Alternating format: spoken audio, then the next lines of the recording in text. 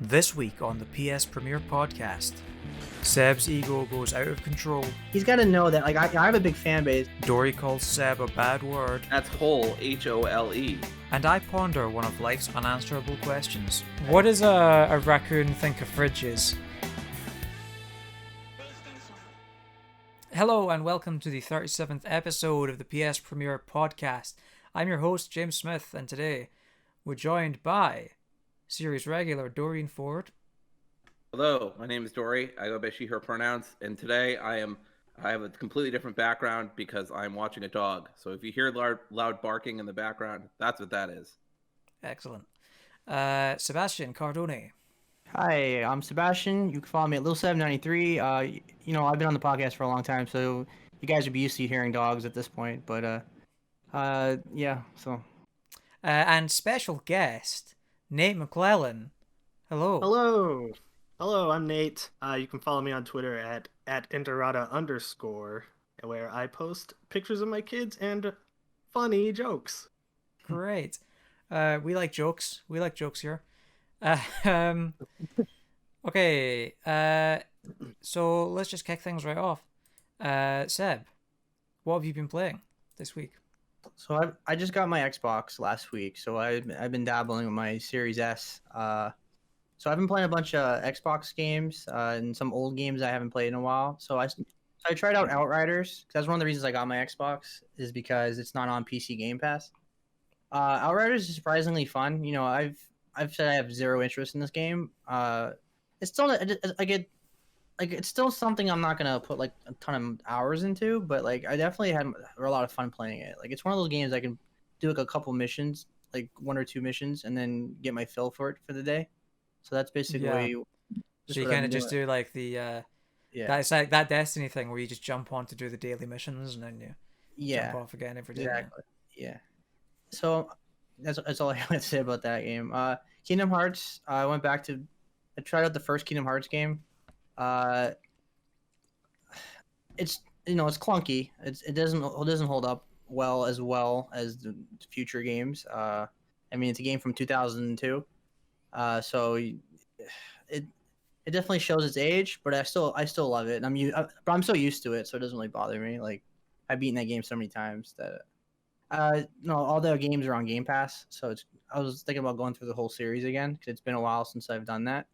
So we'll see on that. Like I always like want to do something, and then like halfway I'm like, I want to play something new. So we'll see how far I get with that series. But I love that series. So I'm also playing MLB The Show. I know this is a PlayStation podcast, but I've been playing it on Xbox because I'm not going to spend $70 when it's free on Game Pass. Quite right. I know the PS5 version is better from what I hear. I heard it's like loads faster and things like that. It's a high quality sports game. I think MLB The Show is the best in terms of sports simulations.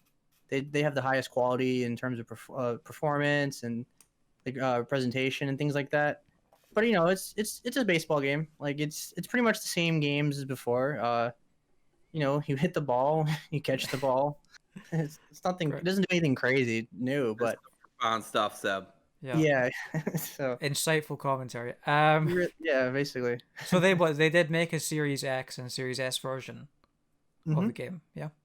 It's pretty wild seeing the PlayStation logo at the start of the game. Like it's just like they make it clear, and I've seen some PlayStation ads in the back during some games. Yeah, I love that because it's like okay, you're gonna make us put this on Xbox, but we're gonna try and snatch a few of your customers while we're over here. Yeah. But the career mode's still fun. I always enjoy that part. Baseball is one of those sports, like it's slow. It's very strategic, and you have to really have the patience. Like it's hard to do like 9 innings every game over and over and over again. So it's not for everybody, but I do recommend it if you're a sports fan and a baseball fan, of course. And go fish. So I also played Doom 64 on Game Pass. I beat it. I don't know how well it holds up because it's like you can't look up and down. So that was an adjustment. But it still has fun. It's still really fun though. I played it back in the 90s. It's really hard. Like like it definitely really hard. There is cheats and stuff, but it disables the achievements. But there was a way to jump around levels, so I didn't have to like literally play every level all the way through. So I definitely jumped around for some achievements. It was an easy 1,000 gamer score. You know me, I'm a trophy whore. Now I'm an achievement whore. So yeah, it's a good game. I think it's only like $5 or something on the PlayStation Store. I could be wrong, but That's it's pretty pretty good deal. cheap. I think they gave it away for free with one of the editions of Doom Doom Eternal or something, or maybe a pre-order. Did Yeah, they? there's a pre-order bonus. Yeah. Yeah. Gotcha. I don't know. Like, if you didn't grow up with it, I don't. It's gonna feel very dated. I don't think you're gonna be able. You'd be able to play it, but I don't know. It's one of the. Yeah. I mean, go ahead. Go ahead. I was gonna say, yeah, I played it when Doom Eternal came out and got like 3 missions in, and then I got lost in a maze and was just like, I don't know what I'm doing here. Yeah. and left. I mean, I've gone back to. I never grew up with Doom, but I've gone Yeah. back to like the first one, and Mhm. I enjoy that quite a lot. Like that game holds up pretty well. Okay, so if you like the original, then you can play this one for sure. Yeah, So it probably speaking works of- better on PC though. Oh I yeah, imagine, yeah. But you know, it still ran. I think it had a high frame rate and everything on the console. I don't think it's really much of a difference for that game because it's Right. Yeah. basically the same version. But in terms of Doom Eternal, which I'm also playing, I beat it on PlayStation 4, but I'm playing it on PC now. Oh, what a difference on PC! Like playing it in I'm playing it in like a really high frame rate and I have a 2080 Super, so I'm playing the game on ultra settings, and wow, that's all I can say about that. Like that game is just phenomenal, and obviously it's better with mouse and keyboard. Like shooters are always better with mouse and keyboard. Don't get me wrong though, the PlayStation version was really good. Like I didn't really have any frame drops or glitches or anything like that. Like it ran really smoothly, but PC version is just out of this world, which is it's going to be. I mean, it's a more expensive platform, but Yeah, Yeah, I give like- I give it a shot because it's on Game Pass, so I give it a shot on PC because obviously Yep. I beat it on PlayStation, but I gave it a shot on PC and I just enabled God mode and went Yeah. around taking photos, yeah, Yeah. it's which phenomenal. is the greatest thing you can do. You in the pictures. Yeah. So, and finally, I am playing Gears 2 because I have to go through the Gears series. I haven't played the original trilogy in like, God, 15. It was like, guys, it was like probably over 10 years. So I'm doing that, and then I'm planning on going through the Halo series before Infinite comes out. So I'm busy with my Xbox right now until the PlayStation games start coming out, which is like next week. So Sold out. You've sold out, Steph. yeah, I'm gonna have an Xbox beanie soon. I'm gonna have a Phil Spencer shirt. I'm surprised you didn't Wow. come on You with just- one. You're just gonna transform into Phil Spencer during one of these I mean, episodes. Every week I've been bashing Jim Ryan, so I'm slowly transitioning into a Xbox fan. It's like one of those Animorph things where like one person is slowly changing into the animal, but it's just Seb turning into Jim Ryan, not Jim Ryan, but Phil Spencer. Phil Spencer. Don Matrix just hiding in your closet, just feeding you things to say. Stay in there. Okay. Yeah. So, the Xbox. A quick note on the Series S. It's I can't recommend it for like if you're looking for a premium like console. If it's your primary console, avoid the Series S. Get the Series X if you can get it. But for what I'm looking for, because I'm a PlayStation PC gamer and a Switch gamer. It's perfect. It allows me to play my old games and games that are not on PC Game Pass. So I didn't need like the highest console. It's a $200 difference, so it's really great value, honestly. So yeah. Nice. Right, Nate. Well, how about you? What have you been playing? Anything exciting recently? Yeah, I just finished Far Cry 4 for the first time the other day, and it's a pretty solid game. Yeah, going I back a liked while it. there, right? That's the thing. Like I remember coming off with Far Cry 4. I was hot off of Far Cry 3, which is a Yeah. phenomenal game, right? And like I mean, yeah, the co-op in Far Cry 4 was a lot of fun. But I remember like I was sort of in the marketing cycle, like it looked fun. It looked like okay, this is more Far Cry 3, but I don't know. It didn't live up to those expectations for me. Yeah, I still prefer 3. I do like Pagan Min as a villain more, just because, which I found out he's voiced by Troy Baker, Baker, of like while course. playing it, and I was like, Who oh is my god, okay. In every Yeah, video game, yeah. Yeah, but I was like, he's just chewing the scenery, just like delivering some pretty good monologues, and I was like, all right, I'm into this. But yeah, I like 3 overall for the setting a lot more, but 4 is a good time. If you haven't played it, because I picked it up near launch, and then I just fell off of it hard, because I was like, oh, this just feels like more Far Cry 3, and I just played that game, so like, Yeah. Have you skipped. have you done the secret ending? No, I heard about that like when the game came out. I Yeah. have not done the secret ending for myself though. That is great. I've done Yeah. that. It's a lot of fun. I think because they do that in every. I think ever since because I don't think they had one in 3, but I think. I don't think so. Yeah, I think since 4 they've done it in every single one of them. Oh really? It's kind of like I just installed Far Cry 5 because I was like, oh, I'll play through more of this, and then I instead played or started Assassin's Creed Valhalla. So yeah, and I'm planning on making that like my forever game, if that makes sense. I did that with Odyssey, where it's just like every couple months I'd jump in and play for a few hours, and then just like you're like, all right, I'm gonna go play other games now. So and then you just be on your deathbed. Yep, I'll finish it. I'll finish it. Yeah, I'll pass the controller to my kids and be like, please get the platinum. It's on you now. I have given this to you, the gift of Ubisoft. Yeah. I'll be like, this game sucks, Dad. And then I just started Fantasian today. That is Sakaguchi's new game on Apple Arcade. And I don't really play a lot of mobile games. Like, I check some out, but then after about a few hours, I just drop off. That game is pretty good so far. I've played for about an hour. It's kind of standard JRPG with touch controls. The music, which Uematsu, Nobuo, I'm probably butchering that name. I think Nobuo Uematsu, yeah. Yeah, he came back to do the music, and like just right from the get-go, I was like, oh yeah, that's some good tunes. So yeah, I'm looking forward to playing that a lot more. Yeah, but, it's funny. I think I had to look up his name, how to pronounce his name for a video or something a while back. I think it was our Final Fantasy VII review, and I had to look up how to pronounce that. And I just listened to the Google Translate thing like 1,000 times over, and it's now ingrained in my brain. Yeah, I did a Final Fantasy top 30 songs of the series for our channel, and I looked up like 5 different forums looking for pronunciations of his name, so I didn't butcher his name. And I ended up just not saying it. I put it in the credits instead.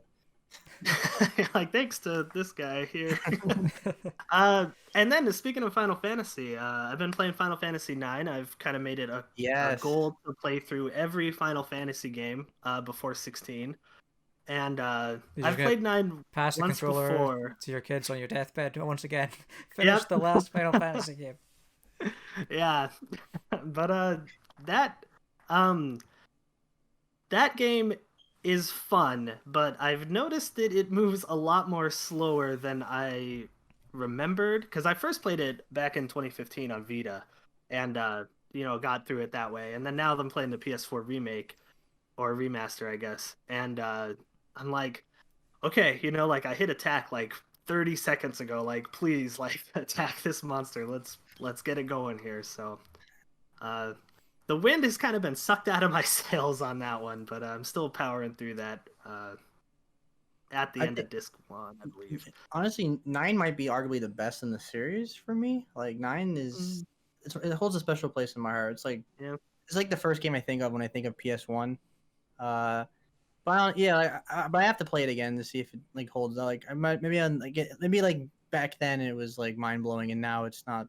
It doesn't hold up as well. But I see. Yeah, like Go ahead. I mean, it's still good. Like the writing and like boss designs and encounters are still pretty good.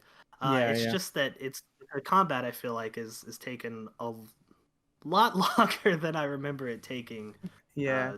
My initial playthrough. So. And I'm assuming you're playing without the cheats, or you dabbling in that? If I am, because I like to have like all of the abilities, even if I will never use them. So like if I'm grinding out abilities so I can use a better weapon, I'm like, all right, just like infinite health, 9,999 damage. Like let's just grind for an hour or two, and then like after I'm like, okay, turn it off and play the game. Honestly, 9's yeah. probably underrated because like a lot of people don't talk about 9 as much. It's usually They 7. don't. Yeah. Yeah, they don't. And when I first played it, I was kind of blown away by it. Like I was like, oh wow, this is like actually good. And like everyone is always like, oh, 7 is like 7's my favorite, but that's just because it's 7. Of course. It's my favorite too. But what I like about 9 is like 7 and 8 was I got into very like realistic looking like vehicles and stuff like that. I got in like a real setting, and then like 9 went back to the old traditional like small looking people and chibi look of Final Fantasy. So I always liked it about that. Personally, it felt old school. Yeah, and it has Vivi, which is Vivi's amazing. Yeah. Right, so is that all you've been playing then? Yep, pretty much. Cool. Dory, what have you been playing then? Hello. I've been playing a handful of games. So I've been playing Bloodroot still. I made up to the first boss, who's really tough, and there's not good checkpoint system for this. So I lost interest I haven't gotten back to it since I started it. I did a whole bunch of tries. Now you say the checkpoint system isn't good. I argue that it is good. It's just difficult. I think for the difficulty, it's not good because I got past a whole bunch of obstacles, and once I reached a new obstacle and then died, the game's like, well, don't you want to start over way at the beginning where you have to make sure you get through all those things again? So I don't know. I'm just finding it frustrating. But by that point, right, you've sort of figured out how to get past that first section, so it should be a breeze. And then I it's like up on buttons, like and I know there's only a few you gotta press, but sometimes I'll like press A or X or I'll double tap a button instead of pressing it just once because I'll get nervous or something. That's just been a difficulty for me. I think I'll be able to get through it. It's still a lot of fun once you nail a given run. I still think the game is stylized very well, and I'm still enjoying it overall. But this boss fight's giving me a lot of trouble. Is that a roguelite? What's that? Kind of. It's like a roguelite, yeah. It's God, there's one game that I compare it to in my review, but I can't remember. It's because it's one of those games where you get to the start of a level, and you die in one hit, but then it puts like the checkpoints it just puts you back to the start of that sort of one area. Okay. So it's one of those kind of. There is a game that came out before it that is very similar. I can't remember. But roguelites usually aren't my thing, but James had a lot of praise for it, and I was really drawn by the art style and the premise, which is basically everything in the environment is a weapon, which isn't completely true. You can't pick up houses, but that's nitpicking. Most things in the environment are weapons, and it's very fun, very satisfying to see an enemy fall by your hand while you're holding a carrot. So that's great. I think it was Ape Out was the game I compared it to. Ape Out is very I've been wanting to play that too. Very I love jazz, so that's a good game for me. Yeah. It feels similar to Ape Out. Was a completely different style, but yes, the gameplay is very similar. The soundtrack isn't tied to the gameplay at all, as it is in Ape Out. But they're both very stylized. You die in only a hit or two kind of game. I did play a little bit of Ape Out, but I fell off after a little bit. But I definitely want to get back to it. I've also been playing Batman Telltale Season 2. I won't say too much about this, but just started looking forward to more of it.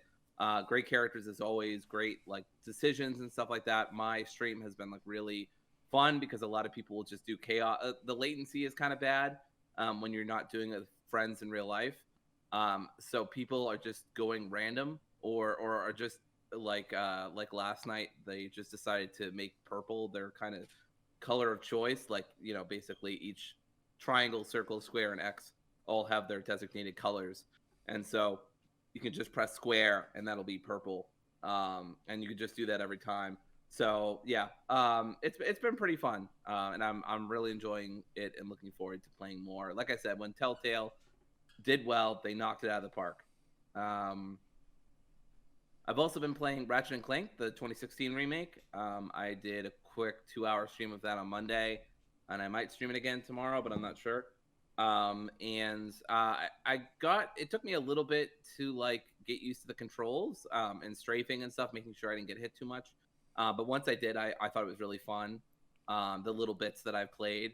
I think Ratchet and Clank are great characters. I wish Clank talked more. It seems like they don't give him a lot to do so far in this game in terms of him talking and having personality. But I also understand this is the first game of the franchise, but remade. So, and there's yeah. What's that? It's a bit of an enigma, that game, because it is like a reimagining. It's not like a remake of the first game. It's a reimagining. So it's weird. So it's like the first. The movie is an adaptation, I think, of the first game, and then the game is an adaptation of the movie. They're both reboots. Just the game's based on the movie, but they're both reboots. It's not really I guess it is a reimagining of the first game, but it's just straight up. Yeah. That's the word they use for it, is reimagining.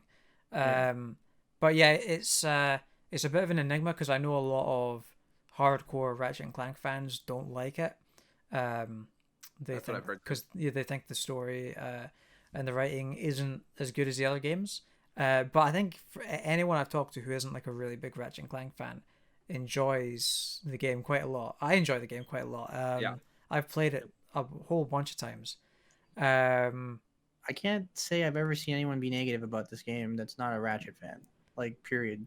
Like, this game's like universally liked. Yeah, exactly.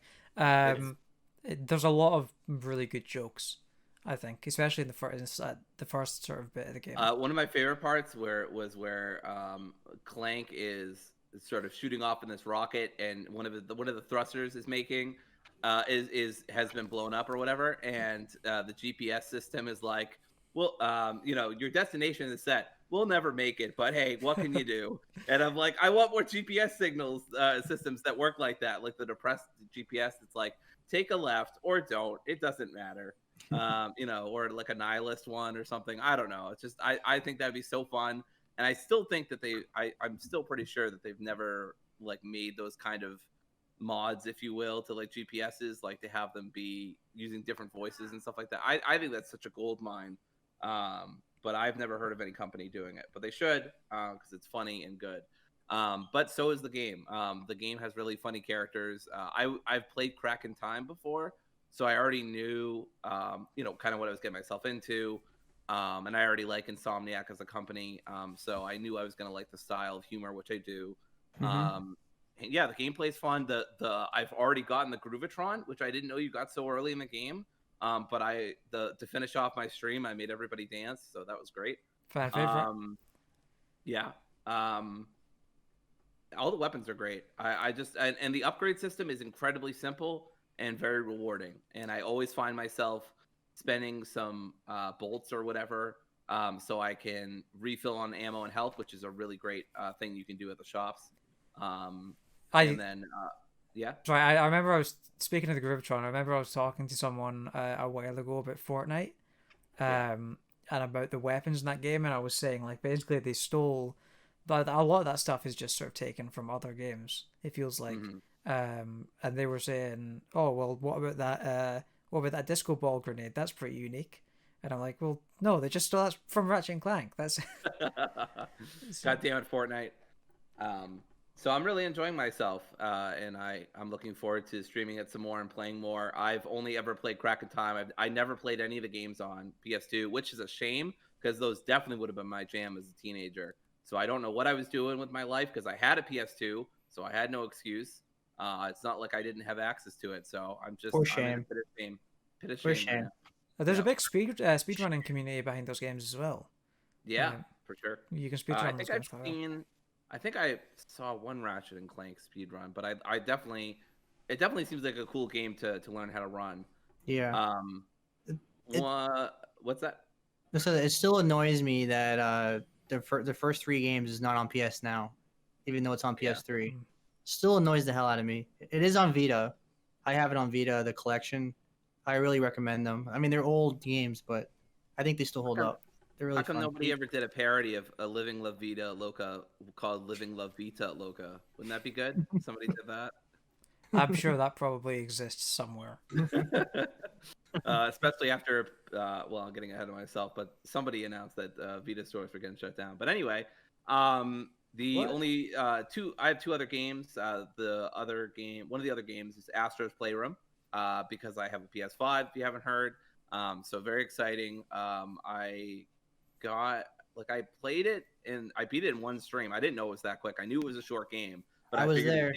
Yeah, Seb was there the whole time. Seb had so I had this hilarious moment. I'm very bad at platform games. Seb can attest to this. It's not even an exaggeration. I didn't know if I felt bad or I was kind of cracking up that one section.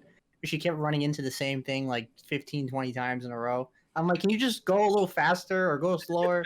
She kept just doing the same, like, she pressed the same button. I'm like, aren't you learning like from this game? It was like watching Bloodborne or the Demon Souls. It was the Dark Souls of platformers. That's what it turned into. That is the worst thing when you're watching someone play a game and they just keep dying at the same place over and over again. And you just feel like banging your head against the wall. Yeah, and then there was like references that she missed and the collectibles, but I didn't want to like tell her where things are because I don't want to ruin the experience. You know what I mean? That's why I don't watch live streams because I just get like frustrated. I'm one of those people I thought to Seb's credit, I thought he was more than fair with me and very helpful. I'm incredibly bad at platforming, but I still thought the platforming was mostly good. My major criticism of Astro's Playroom is just that the motion controls are kind of wonky and like sometimes your movement, like sometimes especially like you're in one form where you are the frog and you're jumping around. Like that's the worst section. I thought that was very finicky. But for the most part, the platform is really good, and it's a very good showcase of what the PS5 is capable of. I mean, feeling like sand is there, or like you're getting hit with water. I think the platforming is great in that game. I didn't like any of the suits as much. Like when you get in the rocket ship, which is the part Dory was struggling with, that was a pain in the ass, and then. The frog one was the worst section in terms of control. I forgot which part you were talking about, but that was the part I struggled with the most because I really wanted to get if I see a collectible and it's really obviously there, I'm like, okay, I can get this. But it took me like 5 minutes to get this one, and I kept trying to slow down or go faster, and I just kept messing up. And I was so frustrated. I didn't know whether to like laugh in your face or give you a hug. Like it was just one of those things. I wouldn't have blamed you for either response. It was very bad. I'm not good at platforming again. Those sections were bad. No, I'm not gonna lie to you. Yeah, I did not like the rocket section. I think that of course it's very pretty. Soundtrack was nice. I know a lot of people rave about that soundtrack. GPU Jungle. GPU Jungle, yeah. I was really surprised by the final boss and how tough it was. It took me more than a couple tries, but it was fun. I think you did pretty good on the final boss, honestly. Yeah. But it took me about 2.5 hours. I mean, if you want to get a grasp, literally and figuratively, for how the PS5 works when you've just gotten it, I can recommend it for that purpose and that purpose alone. Personally, I wasn't hot on it, but it's okay. Like, I think it's fine. But it wouldn't have been on my top 10 list or whatever last year. So what you're saying is you hate fun. That's right. Yeah, that's right. Yeah. Speaking of hating fun, I decided to replay Spider-Man Remastered, which has nothing to do with hating fun because that game's amazing. Okay. That transition. I'm really good at transitions. So excellent. All of Spider-Man Remastered through the week, and I beat it in a little less than 10 hours. I skipped almost all cutscenes except scenes that had MJ and Peter Parker, because I really like that relationship in the game, and I kind of wanted to remember it. And there are just some moments where I'm like, oh my God, Peter, I feel so bad for you. That's another moment where Seb, to me, is like, I don't know whether to laugh at you or hug you. I felt like that for Peter a couple times. I am so glad they changed the way that crimes work in that game from that to Miles Morales, because it is exhausting late game. Amen. I won't go into spoilers or anything, but there's a point later in the game where the whole city's in chaos. And it is just non-stop. I couldn't go. I literally had a few different instances of finishing a crime, helping people, who were Spider-Man feeling doing the crime. crimes. Yeah, I'm doing They changed crime. his face. He changed his attitude about it. That's right. Spider-Man said, "Be gay, do crime." So What's this infamous? that's right. So anyway, I was solving crimes, and I would literally like finish one, and then another one would just pop up, and I'd have to fight, agents or criminals or whatever, and it just, I like, so I didn't do any of the side missions or anything, right? Because I didn't care about that. I just wanted to do the main story. I just wanted to see how that was, how the combat was. It's still great. It's still excellent. I love it so much. And the characterization and the writing, but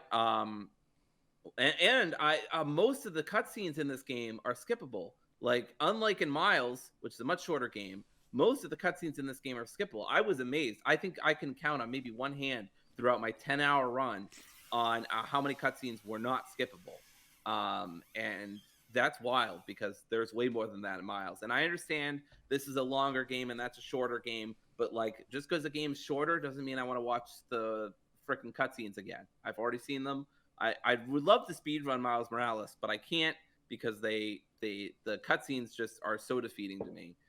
But what you can skip are the puzzles. I still don't really care for the puzzles. They're okay, but they just feel like Insomniac's like, we have to differentiate gameplay. We can't just have you play as Spider-Man the whole time. And I'm like, nope, that's all I really want to do.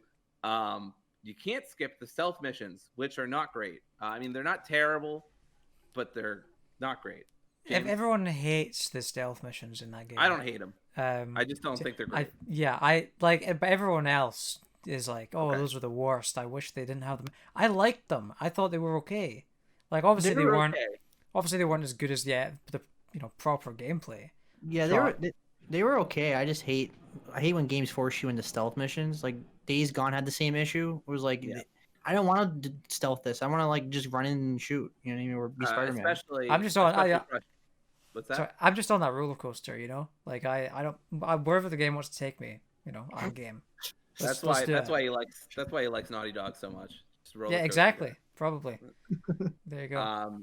But yeah, the stealth missions were okay, and I didn't like super care for them. I wish you could skip them, but I think part of it too was I'd already played it and I wanted to get through it really fast, so I'd make mistakes and I'd get sent back to a checkpoint or so. Which the checkpoints are pretty fair, and it feels once there's a later part in the game where one of the people you're stealthing with actually gets a weapon, so you can finally fight back a little bit.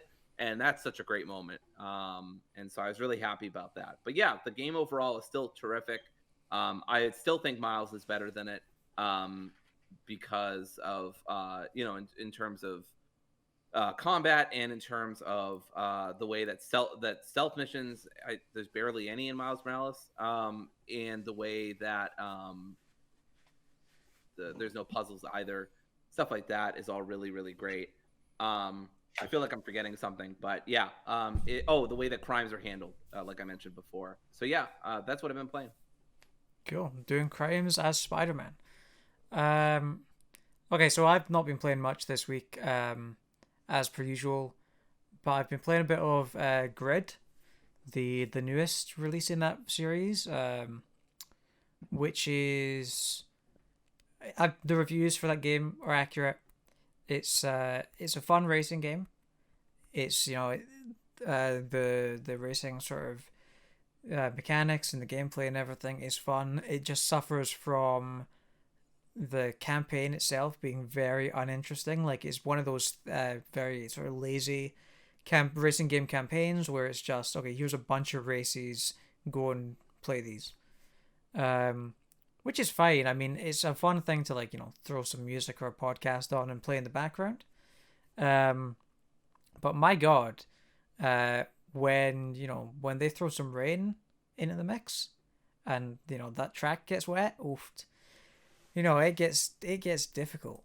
It gets really difficult. Like, I'm driving around struggling for traction. It took me 50 tries to do this one race. It's nightmare. Does that have a?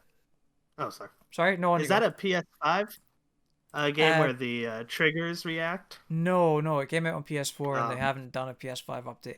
I have been dying to play a PlayStation 5 racing game though with the triggers. That's Yeah. part of the reason that Gran Turismo 7 is currently my most anticipated game. But Yeah, even I want to try that game out. Yeah. Yeah, I'm not a big racing guy, but I just want to use more adaptive triggers. Like exactly. No, I mean, I think, I mean, I assume Dirt 5 has that because that was a launch game for the PS5. But I haven't sort of ponied up the cash for that. Yeah, it doesn't. I'm not too interested in the Dirt series, so I don't think I'd buy that unless it was on pretty deep discount. Yeah, I agree. But that's a good PS Now game, honestly. Yeah, they gave one out, I believe, for PS Plus, and I downloaded it and tried it, and I was like, oh yeah, I'm not good at these. So it's like, goodbye. Yeah. But yeah, I mean, yeah, I'm really excited for like a racing game where I can use those adaptive triggers. Grid, not being that, is fairly basic. Yeah, Dirt 5 does have it adaptive. Right, yeah. Oh. But yeah, other than that, I've been playing. I started up Infamous. I booted up my PS3, because I was getting all nostalgic, and I thought, I kind of fancy playing Infamous again. I didn't get very far before I gave up and went back to playing modern games. But yeah, I mean, the one thing I wanted to mention about Infamous is I forgot how cool the opening to that game is. So like it puts you in the main menu before you start a new game, and the main menu is just like a camera placed randomly somewhere in the city, just watching NPCs walk by. Like everything's normal. You're watching NPCs just walk by this camera that's just placed there, and then you hit start, and then the explosion goes off in the background of that same camera, and everything goes to shit, and everyone starts running around, and it's so cool because you just sort of you're sitting there in the main menu. You've got no idea what's happening, what's about to happen, and then you hit start. Okay, I'm going to start this game. Here we go, and then just bang, it's crazy, but it's a really cool way to sort of kick off that game and get you interested in it. But yeah, other than that, the game doesn't hold up as well as I thought it would. Like, it still holds up. It's still fun to play, but it definitely shows its age, especially in the animations. The animations are like very basic. I mean, if you went and checked them out again. It's very PS3, yeah. Yeah. I probably wouldn't have. The thing is, when I think of PS3 games, I don't think of bad animations because pretty much all I used to play on PS3 was driving games and first-person shooters. So that's true. I think the animation in later years really got better compared to the earlier games, for sure. Yeah, like the last one. There's a big difference. Yeah, and the Uncharted games always had good animation as well.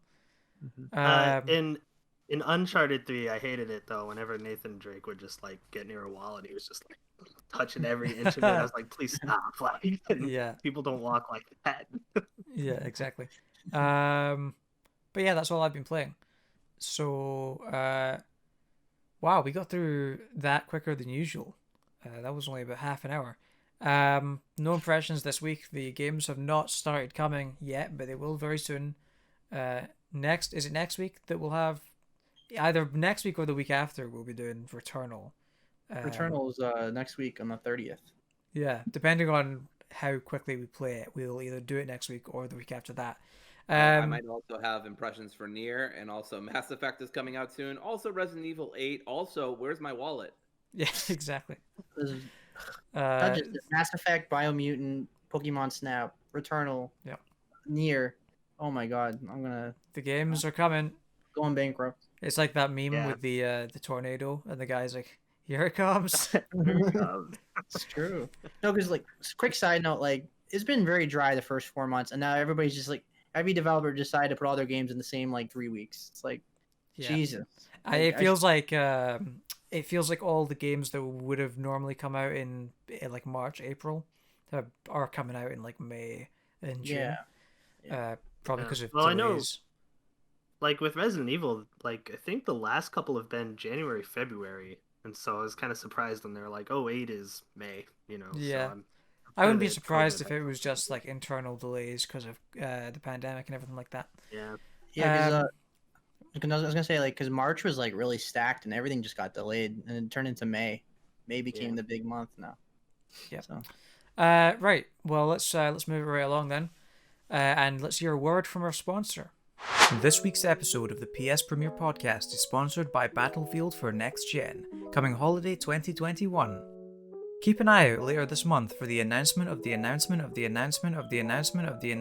this year's exciting entry in the Battlefield franchise. And a mobile game. Right, so the first piece of news on the docket this week. Sad news, I'm afraid. Jeff Kaplan is leaving Blizzard. If you're an Overwatch fan, this is a pretty big blow. It's one of those sort of instances that doesn't happen with a lot of games, but it's one of those things where the community behind the game really sort of comes around this one public figure. Because they put Jeff in all of the developer updates, and he's the face of Overwatch. So this is like a big change for that game and that community. Yeah, like Overwatch 2 is pretty much done in terms of the designs, right? So how much impact do you think this is going to have on Overwatch 2? Well, what I got from the last BlizzCon was that like it was far along, but they were still very much sort of playing with balancing things and trying out new mechanics and that kind of thing. So yeah, I don't know. I reckon it won't affect the game too badly. And I can't remember who it is they've got to step up and fill Jeff's shoes, but I'm sure whoever it is more than qualified. It was someone that like is either from the community or works like right alongside Jeff with the community. Yeah, it was somebody who had been working on Overwatch since the beginning and who was also like a 19-year veteran of, or I think it was Jeff that was 19 year. He was like a veteran of Blizzard, which makes sense. It is Aaron Keller. Right. Yeah. He's the new director of Overwatch too.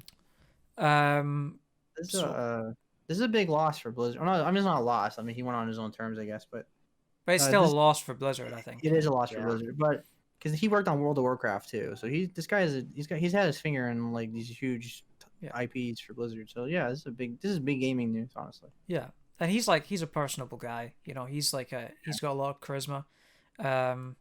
You know, I even when I stopped playing Overwatch, I still watch those developer updates.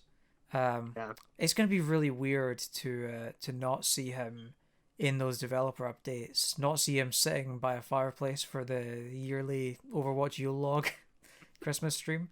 It's gonna be really weird. I don't know if they're gonna like stop the developer updates in general, but this seems like a common theme at Blizzard these days. Like a lot of people are leaving that company. The art director on Overwatch also left fairly recently. You know, I think if I had to take a guess, it's probably because of Activision's increasing hold over Blizzard's creative direction. You know, it seems as though Activision is sort of pushing more business into Blizzard and sort of sapping more of that creativeness that Blizzard's kind of known for. So I imagine that plays a factor at least in why all these people are leaving. Yeah.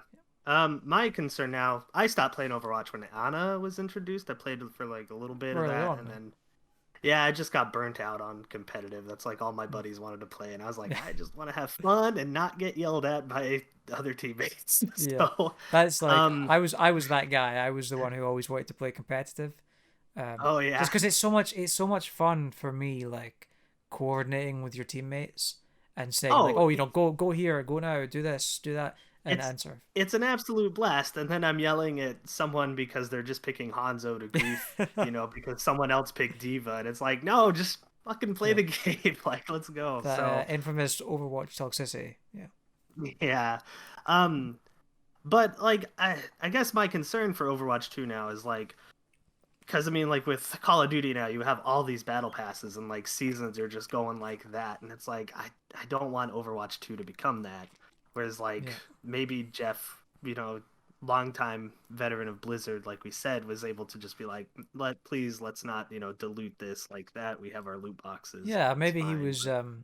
maybe he was like that barrier stopping that from happening, and he just got tired of having to push back against that kind of stuff. Yeah, Overwatch has historically been one of the best sort of instances of games with loot boxes. They've got I mentioned it a couple of weeks ago or last week. That they're very good at being fair with the loot boxes. You get your skins. It's still randomized. It's still a loot box, but they don't give you duplicates anymore unless you have every item in that rarity. So, and it's unlike a lot of games these days. It is just loot boxes still. I mean, they have the Overwatch League tokens as well, which are ridiculously expensive. It's like £5 for 100 Overwatch League tokens, and it costs 200 to buy a single skin. Oh wow! Yeah, it's a lot, but that's just for the Overwatch League stuff. So if you don't count that, it's just loot boxes. Whereas most multiplayer games these days have a battle pass, they have loot boxes, they have every single possible thing they can. Yeah. So, yeah, I mean, I hope Overwatch 2 doesn't add anything else like that and just has the loot boxes like Overwatch 1 has. But I guess we'll find out. So Aaron worked with him pretty closely, so it might not be that much of a difference, but yeah, big loss. Yeah, definitely. Yeah. The biggest thing for me, as I said, is like he was the face of Overwatch. He has been the face of Overwatch, and he seems like a great guy. So it's just gonna be so weird not having him front and center for the game. But yeah, and there's this one YouTuber as well who does these funny sort of mashup videos where he takes clips from all the developer updates and he sort of swaps the words around to make him say really stupid things, which is it's a lot of fun. So which is easy for to do with Jeff Kaplan as well, because he doesn't have a lot of range in his voice, so you can quite easily sort of mix and match that stuff. But yeah, what else has been happening this week? Sony has, so obviously a week or two ago they announced that they were closing the stores for PlayStation 3, PlayStation Vita, and PSP. People didn't like that, rightfully so. It seemed like a bit of a silly move. But now they've walked it back, sort of. They're still closing down the PSP store, but they've decided not to close down the PS3 and PS Vita stores.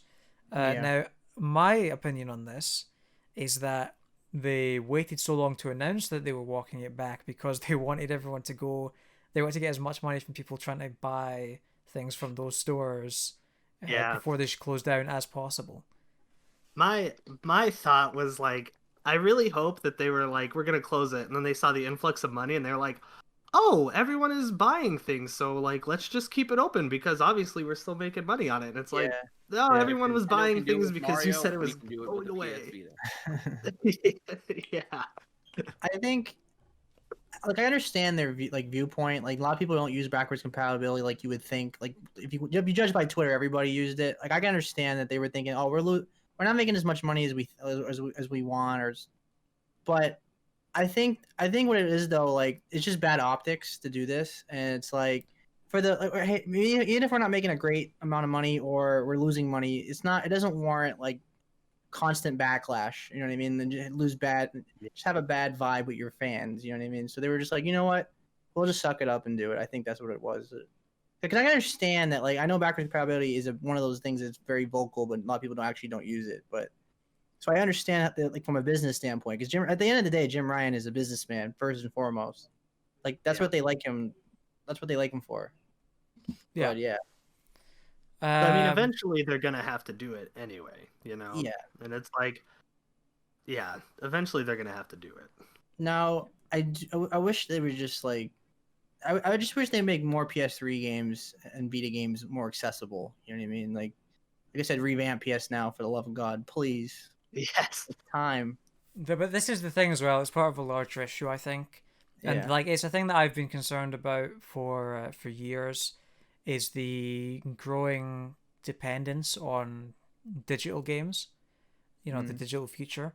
I mean, I've even still like I'm a hardcore physical media guy, but even I've started buying more and more digital games recently just because of the convenience. That's true. Yeah. There's So, pros and but cons. Yeah. yeah, Especially that's the with thing. the I've been pandemic. doing more digital lately because for a few different reasons, like, you know, environmentally, I feel like it takes up less energy or takes up less resources and stuff like that. I could be wrong on that, but I think Yeah, that makes a lot of sense. Yeah. yeah, I think that checks out. And then also, you know, obviously the convenience, like y'all said. But there's definitely that factor of like, well, Sony basically owns the game or it owns the servers, right? I mean, ultimately, you know, I have physical copies of a lot of games, and when I bought my digital edition of PS5, like, you know, I have to rebuy. You know, this isn't the biggest deal in the world. There's only a couple of games that I'm really hurting on, but you know, so other people are in worse positions than me. But you know, KH3 or KH2, I only have physical versions of, and I have to rebuy them on the PS5 now, which is killing me because I've been watching like videos of like mods and stuff on KH3 PC, and I'm like wanting to replay it now, and I can't without spending $60 on a game I've already beaten multiple times. You know, Kingdom Hearts 3? What's that? You say Kingdom Hearts 3, $60? Yeah, it's $60 right now. I'm waiting for a sale. Yeah, that game's usually like less than $10 on sale, so you'll get it. Yeah. I think you'll find it eventually. But I definitely agree. Like the digital, there's a danger with the digital stuff, and I almost shelled out for the physical because I was worried about that. But ultimately, I mean, like the price difference is good, and I'd rather just not contribute to physical edition too much. I mean, I'll buy physical copies here and there. Like now, I have a physical copy of The Last of Us Part 2, even though I've already beaten it, like, you know, almost twice, and put it like 40 hours into it. But yeah, so I don't know. I definitely sympathize with that, despite being mostly a digital person. Yeah, like for me, like the problem is like when I start collecting physical games, because I used to be very like 100% physical. I don't have the room. Like I don't like clutter, and I just have like I had an overwhelming amount of PS3 games. I had like 200 PS3 games because I used to go like buy two get one free, and like I could spend like I don't know $85 on Black Friday and get like 10 PS3 games. So I would just do something like that, and what happened was I was getting too much of a backlog, and I was never gonna play these games. I felt like I was just buying them just to collect them. So when I buy digital, it makes it easier for me just to focus on like one game. That's what I'm gonna play at the time, because although there is an issue with that too, with like Steam, where you like you have the summer sales and you just buy like 20 games you're never gonna play just to buy them. But for me though, digital like lets me focus, like because one good thing about physical games is like Walmart and like GameStop has better sales sometimes than digital. So sometimes I'll go get physical, and then like when I'm done with it, I'll trade it in or sell it. I just never keep games anymore. And the convenience of like I don't have to go to the store, and I don't have to pay tax because I'm in Florida, so I have a sales tax. So when I buy games digital, I don't have to pay tax on my games, so I can pay $60 instead of $65, for example. So that's an advantage. And so for me, it's I'm like 85-90% digital. It's just more of like sometimes you can't pass on those sales. You know what I mean? Like I know Walmart, like all brand new games at Walmart are always $10 off now. And I'm trying to keep that a secret, but but yeah, like I get all my Switch games for like $50 instead of 60. Yeah. So there's that. Yeah, it's just it's a shame, like, because that is the thing. It's with the PS3 stores, like the games were just starting to go digital when the sort of PS3 was out, and that was like, so mostly the stuff that you'd be losing with that store are sort of a couple of indie games, not too much, but that's still art that somebody slaved over. You know, that's still stuff that should be preserved. Yeah, here's the thing, like Xbox, like they do such a great job with like backwards compatibility, and they have so many like a huge catalog of all these old games you can play. Like if Sony just had a service or something that you can access these games, I don't think people care about the physical games as much. I think a lot of people have gone digital Yeah. overall. It's just that like there's absolutely no way to play most of these games. Yeah, Like they just it's need easy. a solution. Yeah, it's easy money for Sony to Yeah. put these games on their store if they could figure it out. They just need a solution of some kind to be able to access those games, even if they Yeah. close down the store. Because as it currently stands, when those stores get closed down, those games just fall into the abyss. Right, because that's how I would battle Game Pass. Like you're not gonna put your games day one because they sell like 15 million copies on their games. So best way to like fight it would be like have a bunch of like older games, have like a huge catalog. Because the PS Now has 800 games, but like most of them you have to stream and they're like niche games. That's the But thing as well. Like, sorry, with digital media, they're gonna, like I think you said earlier, they're gonna have to close down those stores at some point. Like they can't be on the PS10 and still be paying for servers for 7 different PlayStation consoles. Exactly. That makes sense, but at the same time, like that's why I'm afraid of the digital future. Because if like we'd have to worry about this if every game has a physical copy, but then at the same time, every game having to have a physical copy would be detrimental to indie games. So it's kind of like, what do you do? There's no perfect answer. That's fair. I don't think it's much as a problem for like newer games and PS4 games because they can just transition so easily. Like there's no reason a PS10 in like 30 years can't play PS4 games if it's all like a PC at the end of the day. Because PCs can always play old games somehow. You know what I mean? That's the thing as well. Because I think the PS4 and like the PS5 stores are on the same framework or something like that. I don't know how the technical stuff works, but I assume they won't have to shut down the PS4 store at any point.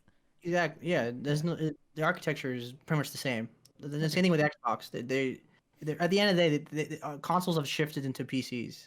That's what they are at the end of the day. Yeah. Yeah, which is a good thing because like Steam has fucking millions and millions of games.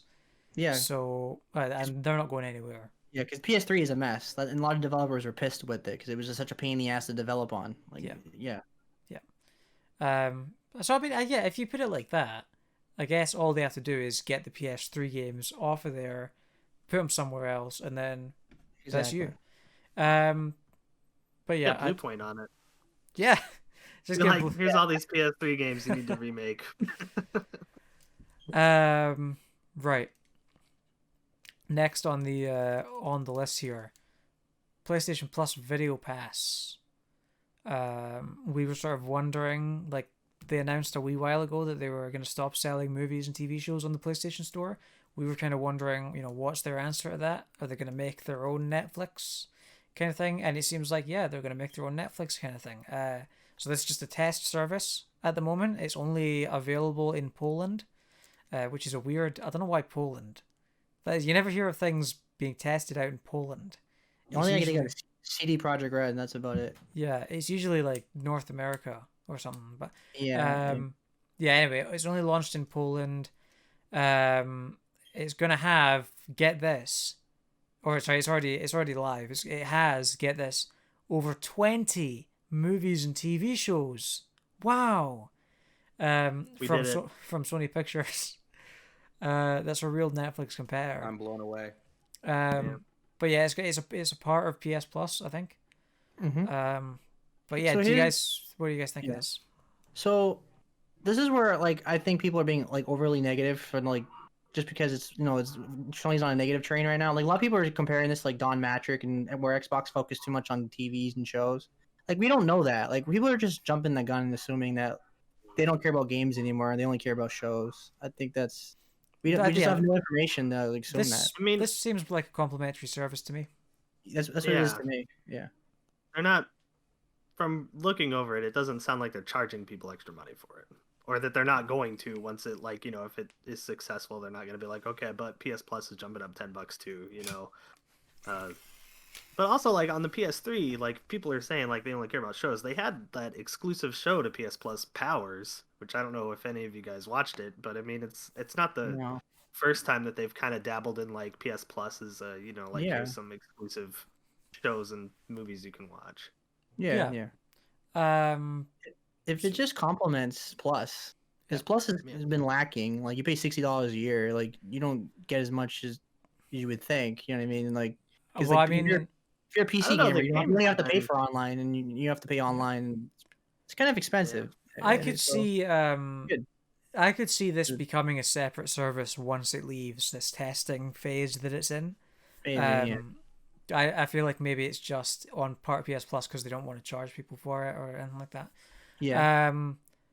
But yeah, it seems like they're putting more resources into their PlayStation. What's the company called? PlayStation Pictures or something like that. But yeah, Sony no, the PlayStation specific one.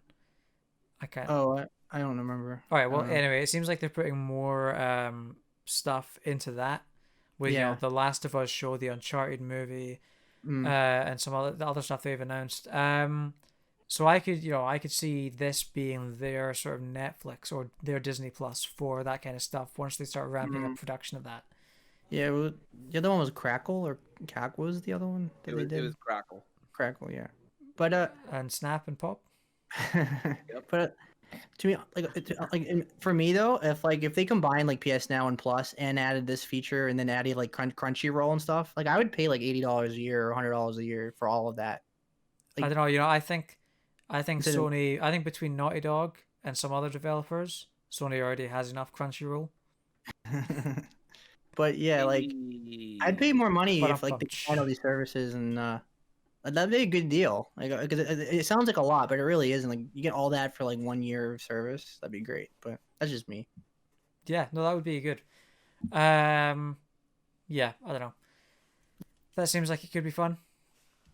Right. I mean, if the like Uncharted movie is super successful, kind of like how like when Netflix started rolling out Netflix originals and they just took off, like Sony's gonna be like, yeah, you guys thought we were crazy for doing it, but we did it. I think if anything does well, it's going to be the Last of Us show.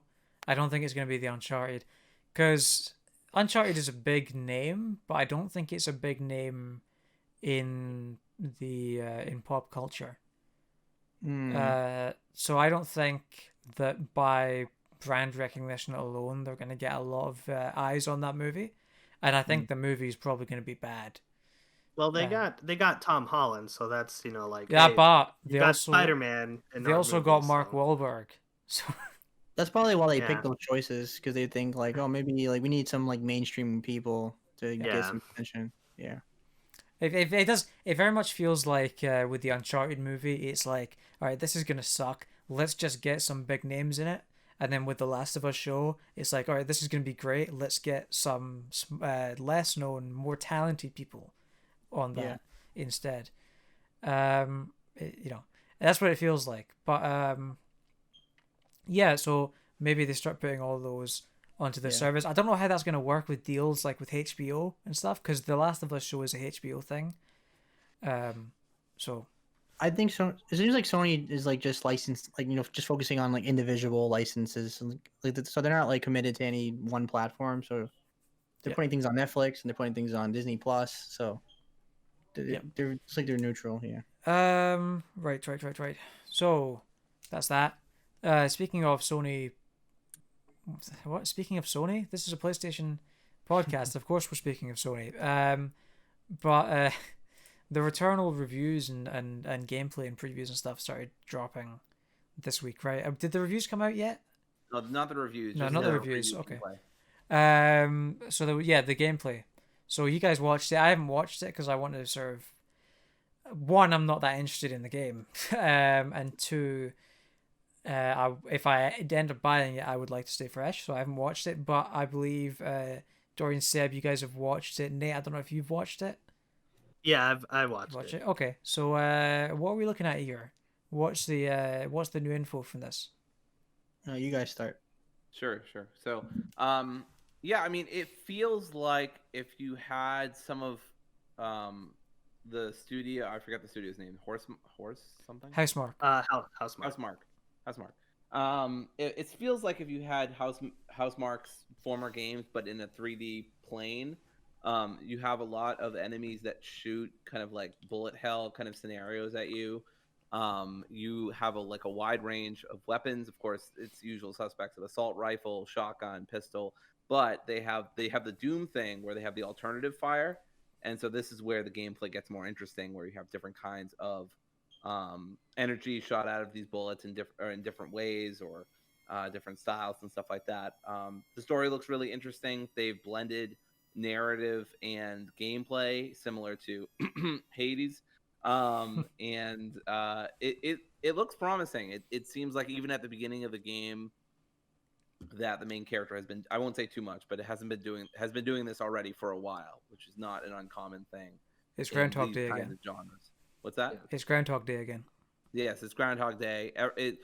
People in the last couple of years have just loved doing these kinds of time loop movies. I don't know, or in video games apparently. I don't know what's going on, and maybe it's just quarantine, but even before that it was happening. So I don't know. Happy Death Day, right? But anyway, so the gameplay looks really good. The graphics look great. The voice acting looks good. I'm kind of interested in maybe picking it up. $70 is still a tough pick. Nate, what did you think of the gameplay?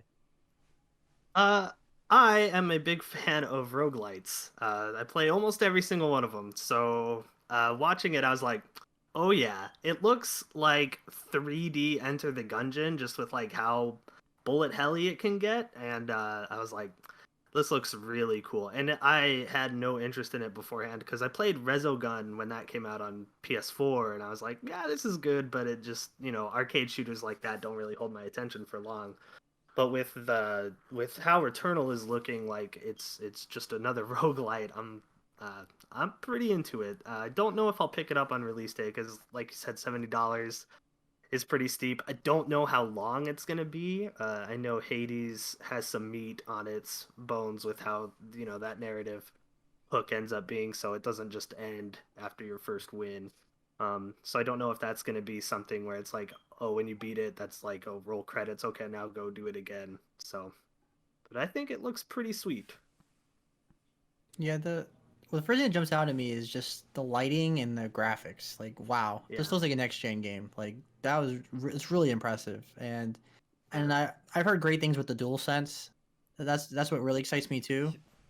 That's what I heard. I heard that you can feel the raindrops and everything. Yeah.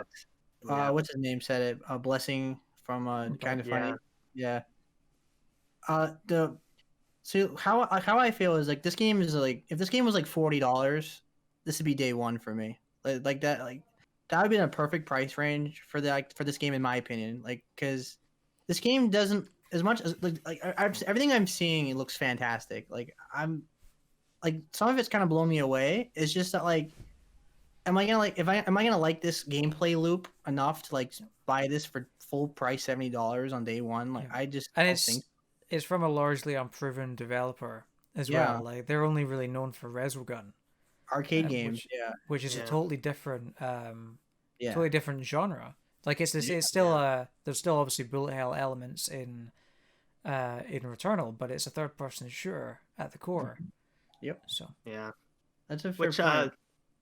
The alt fire. I was watching Game Informer stream it.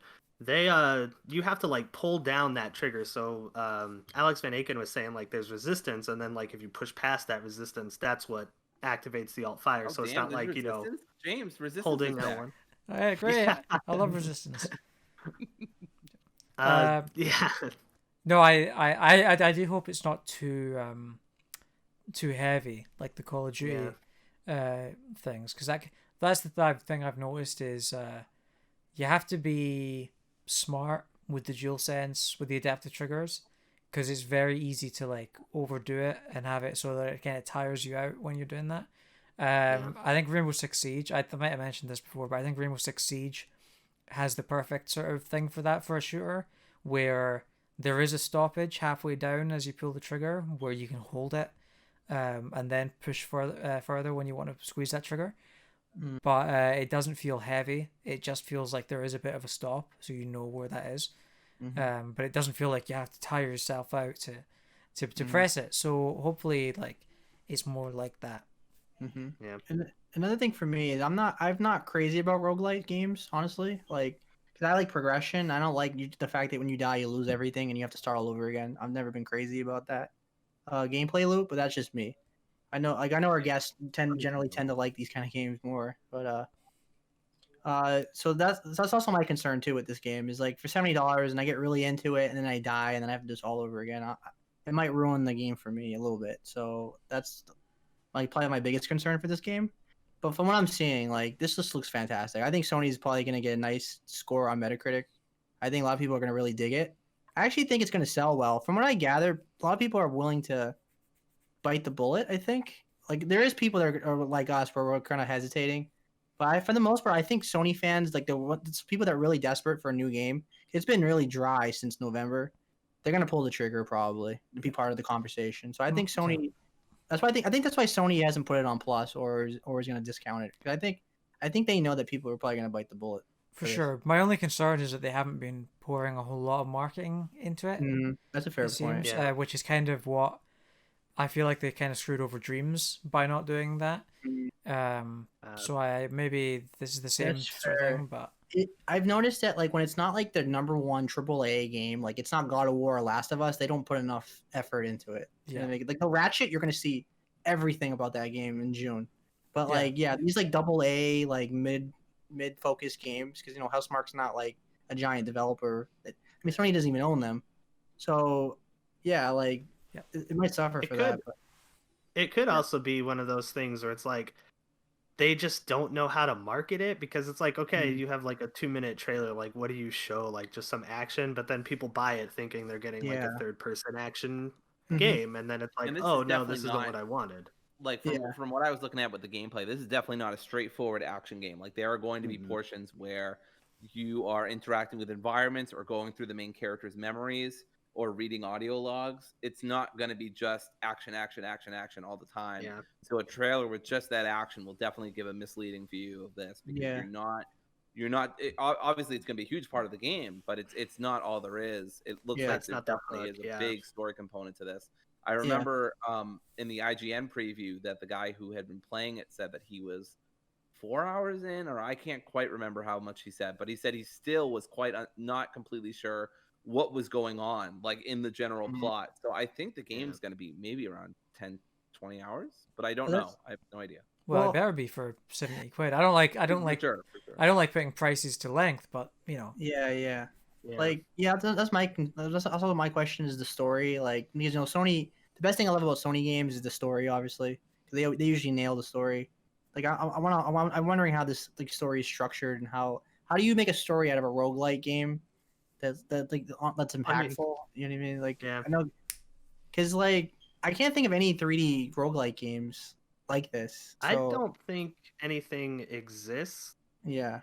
As far as I know, I mean, I buy a lot of roguelites, and then like I dump like 5-10 hours into most of them. I think the two or three that I really enjoy are like Binding of Isaac, Slay the Spire, and Neon Abyss from last year. But I haven't seen anything like it. So when I started watching the footage, I was like, oh, all right, like you have my attention. Right, because it has this strange like. It's like AAA, like this. This feels like this is like a level of a Naughty Dog game, like in terms of the environment and the quality. But at the same time, roguelike games tend to be very indie focused and very 2D. So it's kind of this weird. It's really unique. You know what I mean? It has like kind of like that Stranding feel where it's like you can't really gauge the genre of it, or like that's I think that's why it has going for it. You know what I mean? But that is the thing. I hope it doesn't end up like Days Gone, where it kind of feels like a AA game on a AAA budget. That's fair. That's fair. And after it's discounted, everyone is like, "Oh, actually, that is a good game." Like we should. Yeah. So roguelites more than I do. Like, do they usually sell pretty well, right? Or is it usually is there a more niche? It depends. From what I've seen, it depends. Like I know Binding of Isaac is really big. Like they just added a new expansion this year. And then like Gungeon is pretty big too. But like Neon Abyss last year. I didn't really see a lot of people like talking about it on Twitter or anything like that, and I was like, oh yeah, So it just Yeah. depends on the game and like who's Mhm. behind it. Yeah. Like I think this game's gonna sell well just because it has the Sony name behind it. Like so, I don't like. We'll see. I guess right. Like I guess I don't know. I don't want to like say like, oh, if doesn't sell well, it's gonna be discounted and then I'll get it. You know what I mean? I don't want to hope for it to fail, but I just got a feeling that it's gonna. They're kind of setting it up to fail with I this mean, price point. Honestly. even if it doesn't, even if it does do well, it will Yeah. probably still go on discount. Like, I mean, The Last of Us Oh, it Part will. 2 did Yeah. incredibly well, and Yeah. that's already on sale for like £25. Oh yeah. Oh yeah. Yeah. Oh, yeah. Sony's got not it. I got it Sony's a not couple weeks ago. Nintendo. So Yeah, Yeah. I got it a couple weeks ago for $20 from BJ's. So Yeah. Yep. So What, that's Returnal? No way. this is the I've got a secret in. Wow. This is I the perfect- promised to name Oh, my sorry, first Dory. child Sorry. Resogun, so they can't say no. This is like the perfect game to like test your discipline of like getting a game day one or not. Like that's like like this. I don't know. I want to be part of the conversation so yeah. bad, but it's like I don't want to spend $70. I'm in that boat with you because I've had no discipline. I've been adamant since they revealed this game that I would not buy it on day one, and now the previews are coming out and everyone's saying how great it is, and I'm like, damn it, I'm gonna buy it on day one, am I? What's gonna happen? This game's gonna have like a 93 on Metacritic, and it's gonna be like, oh my god, now I have to get this. Yeah. See, But the I mean, reason that's why good. That's the good, reason right? why I'm Like, not getting it day one is just Yeah. because, or I don't think I am. I've made a complete final decision, but there's just so many. We've talked about this earlier, but there's so many games going on. Like I'm thinking about playing Nier. Resident Evil 8 is right around the corner. Mass Effect. I mean, I just don't know. I think I'd rather wait to see the reviews, wait for this to go on sale. Like not a ton. Like I think Seb's right. $40, perfect price point. Even 50. I might even consider 50, honestly. This looks like a quality game. I totally agree with Seb. The graphics and the lighting look terrific. This whole game looks really impressive, and so I definitely want to check it out. And I'm not even one for roguelites, but people comparing it to Hades has like made me look a little more favorably upon it because like that was the first roguelite I ever really enjoyed or found myself enjoying. Yeah. And if it carries over some of those similar things, I don't mind if you lose some things between runs. I just don't want to lose, like Seb said, I don't want to lose everything. So that's one thing that really frustrates me too about roguelites. Yeah, I mean, Hades with an aliens aesthetic like that just sounds phenomenal on paper. Like right off the bat. Yeah. Mm-hmm. This is a bit of a tangent, but you guys were talking about like lower price points and stuff.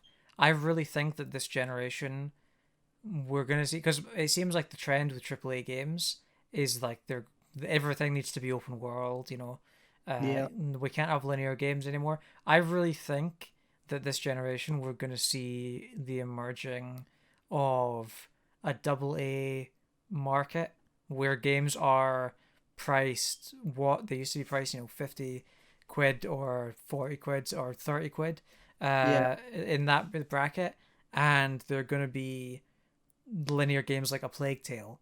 I think we're going to see a lot more of those, and I think that's going to be like a new middle market that sort of emerges throughout the course of this generation. Yeah, I can see that too. That's a fair They're point. They're gonna call the middle market the house market. Market. Get out of here. Boo. All right, we've got a couple more bits of news this week. It's a big news week. So this is exciting. If you're excited about Battlefield, that's coming this year, the new Battlefield game, then I've got news for you. Apparently, Nate is not interested in the new Battlefield game because he's walked away. Okay, he's back. Sorry, computer was like, "Hey, charge me." All right. Yeah. So basically, if you're excited about the new Battlefield game, then I have good news for you. DICE has officially announced that they are going to be announcing the next Battlefield game very soon. What a victory! What a win! All right. The announcement of the announcement. Yeah. So they haven't really given much information other than the fact that they're going to be announcing it soon, which is very stupid. Why would you announce the announcement of a game? It's EA. It's exactly like when I turn on YouTube or when I'm watching YouTube, and it's like 5 little seconds, and it's like the Unholy trailer, and I'm like, well, just play the trailer. Like, you don't need to tell me what I'm about to watch. Like, just play the trailer. Like, I feel like they do this with every Battlefield game. Like I remember Battlefield 4, they had like a teaser trailer, that was just like a logo and like a boat wheel spinning, like a boat turbine spinning under the water, and it was like, okay, trailer coming soon. So I guess they think that it's a tried and true method, and they're just gonna keep doing it. Yeah, because I don't. Sorry. Go ahead. Oh, I was just gonna say I don't remember that with Battlefield 1 though, because I feel like that they announced that at their awards, didn't they? Well, I think they had. I think for Battlefield 1 there was. They had their own reveal event. And it's Trevor Noah. Was Trevor Noah Battlefield 1 or Battlefield 5? I can't remember. But I know for both of those games they had like their own reveal event, and they will have announced that event beforehand. So they kind of have done that same thing. Five. Throughout. So yeah, so can't believe I was wrong. How could you? But yeah, this seems like the thing that they do. Sorry, James, I didn't mean to cut you off, but sure. Apparently Andrew Wilson came out and talked about it. Are we gonna say that? No, I wasn't actually. I hadn't heard about that. I was just gonna say that I think evidence suggests that it's gonna be a modern game, hopefully. But yeah, because the rumor right now, he said it was gonna be it's corporate talk, but he's saying it's gonna be big, massive, immersive battles. Like they're like gonna be bigger than ever, like an unprecedented scale. They say that every single time. Yeah, because the rumor is 128 player maps, like 128 players in the game. There's a battle royale mode, and they're gonna have like extreme weather conditions. That's the rumor right now. Here's the thing, right? Like destruction, extreme weather conditions, all that stuff. I want more of that. What I don't want more of is more players in a match, because soon it's just going to get to that ridiculous point where it's like you're fighting an actual war. You've got like millions of players in a match. That sounds fun, like the way you one side is one side is Sony. I mean, yeah, okay, that does sound kind of fun, but at some point I'm going to start missing those smaller scale maps and games and stuff. Because it's like now we need a guerrilla warfare. We need a guerrilla warfare type of map. But at some point it's gonna stop feeling like Battlefield, and it's gonna start feeling like PlanetSide 2. You know. I was on Twitter a few weeks ago, and someone I follow had a tweet that said, "Battlefield 6 on Game Pass, like that's amazing." And I clicked on it to read the comments, and then it said "tweet deleted," and I was like, "What?" And that was like before they even announced that there was going to be an announcement. So I'm like, oh, does this person know something, about Battlefield 6? Yeah, don't be surprised. Like EA, like the EA Play is on PlayStation as well, but it's on Game Pass, and they have way more games on with Microsoft. Don't be surprised if Microsoft starts getting exclusive games from EA. Like that would really suck, but I don't think they will do that because Sony is just too big of a market. You're just cutting out too many people, I think, because Battlefield sells really well. So that'd be like Call of Duty being exclusive to PlayStation. Like, sure, that's where most of your fan base is, but like you're cutting out like millions of more dollars. So I don't see the point in doing that. But yeah, they wouldn't do that. So is Battlefield? I don't know a ton about the Battlefield series, but is it basically the biggest competitor to Call of Duty, or at least within that genre? Yeah, because it's like it's totally different to Call of Duty. But it's kind of like the only other blockbuster first-person shooter, competitive first-person shooter, where you sort of just run around shooting people. I mean, you have stuff like Overwatch, but that's totally different. Yeah. It's because it's Activision versus EA, so they have that crazy budget. To me though, like I don't mind like these big like if it works out well, if these big open maps, because it separates itself from Call of Duty. If Call of Duty, like if they like the smaller maps and the like running gun gameplay, like if Battlefield, they want you to use tanks and planes, and that sounds fun. Yeah. Like Call of Duty tried big open maps with ghosts, and Yeah. nobody liked it was not fun in a Call of Mhm. Duty setting. Yeah. Is it because is it the way they did it, or is it just not that genre or that style? is not I don't believe they even upped the player count. They just increased the map size, but Mm. then kept it like I don't know what Call of Duty is, but I mean Yeah, I know what it is, but I don't smaller. remember the exact. Yeah, Yeah. it's like It's 6v6, you know, and it's like, oh, where is everybody? Yeah. I get what you're saying. it's funny that you bring up that though, Dory, about them being competitors, because I remember this. You reminded me of this video that I watched a long time ago, where it's kind of like it was in the marketing lead up to Call of Duty Ghosts and Battlefield 4, which came out the same year, and it's kind of, you know, somebody's put together the two trailers and stuff and all the footage from these two games, kind of like building up Battlefield 4 as this cool thing, and Call of Duty is like, oh, it's nothing in comparison, right? But it's really funny because with the Call of Duty Ghosts marketing, they were really hyping up a lot of weird stuff, like fish AI was one of the things that they pointed out. And it's just this clip where you've got like this big building falling in Battlefield, and it's like, oh, this huge grand thing, and then you've got a clip from Call of Duty where the guy says, we're really excited that we get to be the studio that brings fish. It's just, oh, it's great. So yeah, I mean, yeah, totally different games though. They're not really comparable in a lot of ways. They're just the two closest sort of. I guess like Battlefield is the closest competitor to Call of Duty, like the closest thing to Call of Duty, and that is why people have latched onto that sort of competition between the two of them. But yes, Sorry, but like, do people play both, or do they just stick to one? Or I the play other? both. I mean, generally though, like, would you Oh. say like? Everyone that I you- know that plays them plays both. Yeah. Everyone has their preferred one, but yeah, I think people play both because they are different experiences at the end of the day, Mhm. and also Battlefield comes out less consistently than Call of Duty. Yeah. I was gonna say if they released annually, I think I would lean more Battlefield, just because I kind of prefer those longer battles sometimes, you know, where it's like it takes like an hour to do a match, and it's like, oh, that was pretty good, instead of like the quick 10-minute matches.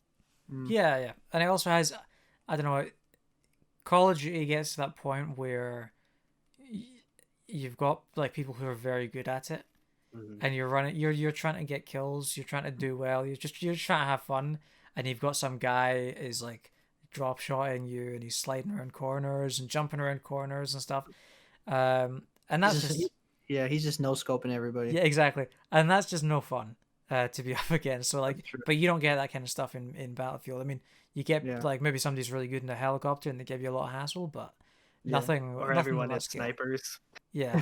There's one map in Battlefield 1 where everyone would like just pick snipers, and it's like you can't do anything. But yeah, no, Battlefield's generally a lot better for that. So yeah, I don't know. They'll announce that soon, so obviously we'll cover that when that gets announced. So we've got a couple things left.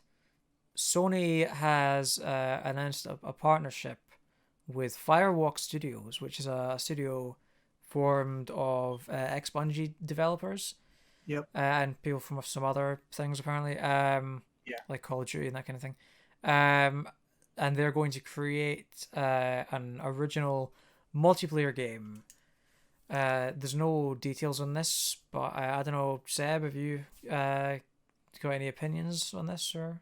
In terms of opinions, like when it says Bungie, like ex-developers of Bungie, like I'm leaning it's gonna be another Destiny-like game, like, and that kind of concerns me because I'm kind of tired of these looter shooters games. They just don't appeal to me. I really hope they do something totally new. Honestly, like I really don't want another space, like aren't like these like Halo-looking guys flying around. Like I really don't want that. And I think the most interesting thing of this news story is that it's not just Firewalk, it's also probably Monster Studio, and a lot of those. That's why it's not just ex Bungie; it's also some other people from other studios that came before and made multiplayer. But what I find really interesting about probably Monsters is it's a really ironic name because they have a very, at least relative to other big companies we were talking about earlier with Crunch and stuff like that.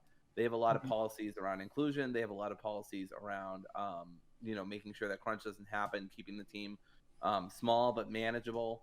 Having sort of a healthier, they call it like a sustainable workplace, so people aren't getting burnt out. So I found that part of so I don't think it's going to be like Destiny. I don't think it's going to be another looter shooter. I don't think it's going to be a game with microtransactions. That's just the sense I get. Obviously, I could be completely wrong. They could have a really warped notion of what it means to have a great game or something. But that was just something I wanted to mention in the conversation, because that's something that really spoke to me about this news story. Yeah, that's a good point, because I'm on their website right now. I'm on their homepage, and like they put their developers and their people like front and center. Like, yeah, I really like that. Yeah. Yeah. So I think whatever they come out with is probably going to be much more similar to at least in the spirit of a Respawn, Apex Legends, actually good multiplayer with not like a ton of, from what I understand, I'm not an Apex Legends player myself, but not a ton of microtransactions or loot boxes or anything like that. But maybe still a little bit just to satisfy some people out there. But still a very competitive, well-oiled thing that doesn't require a ton of sacrifice from the team. Yeah. Plus, I would say like Sony's biggest weakness, besides like maybe lack of services and bad decisions that they do, is lack of multiplayer. That's like exclusive for them. And I know they have like marketing deals with Call of Duty and things like that, but like Sony really hasn't had a great like multiplayer like IP in quite a while. You know what I mean? Like they used to have SOCOM and things like that. Resistance. Resistance. So I'm excited to see what this turns out to be like, because this could really take off. Like, this has real potential, I think. But there's just not a lot to go on. But that's the thing. Yeah, Sony's not had a good track record with multiplayer games. I mean, the latest train wreck was Destruction All Stars. Exactly. Yeah. Before that, it was, God, I can't remember, but they've not had a good multiplayer game in a long time. I remember there was one that they tried called Hardware Rivals, which was also another like vehicular combat game that didn't take off either. What was that Halo killer? Was it that they did back in the PS3? Do you guys remember? Halo killer. Huh? Haze. That was the Halo killer, and yeah. Oh boy. So much for that. Something. Yeah. But yeah, I don't know. That's hopefully maybe this breaks the cycle.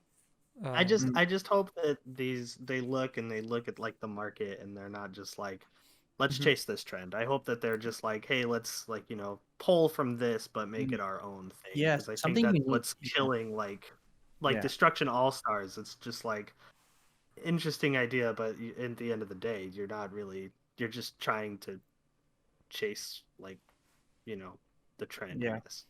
Yeah.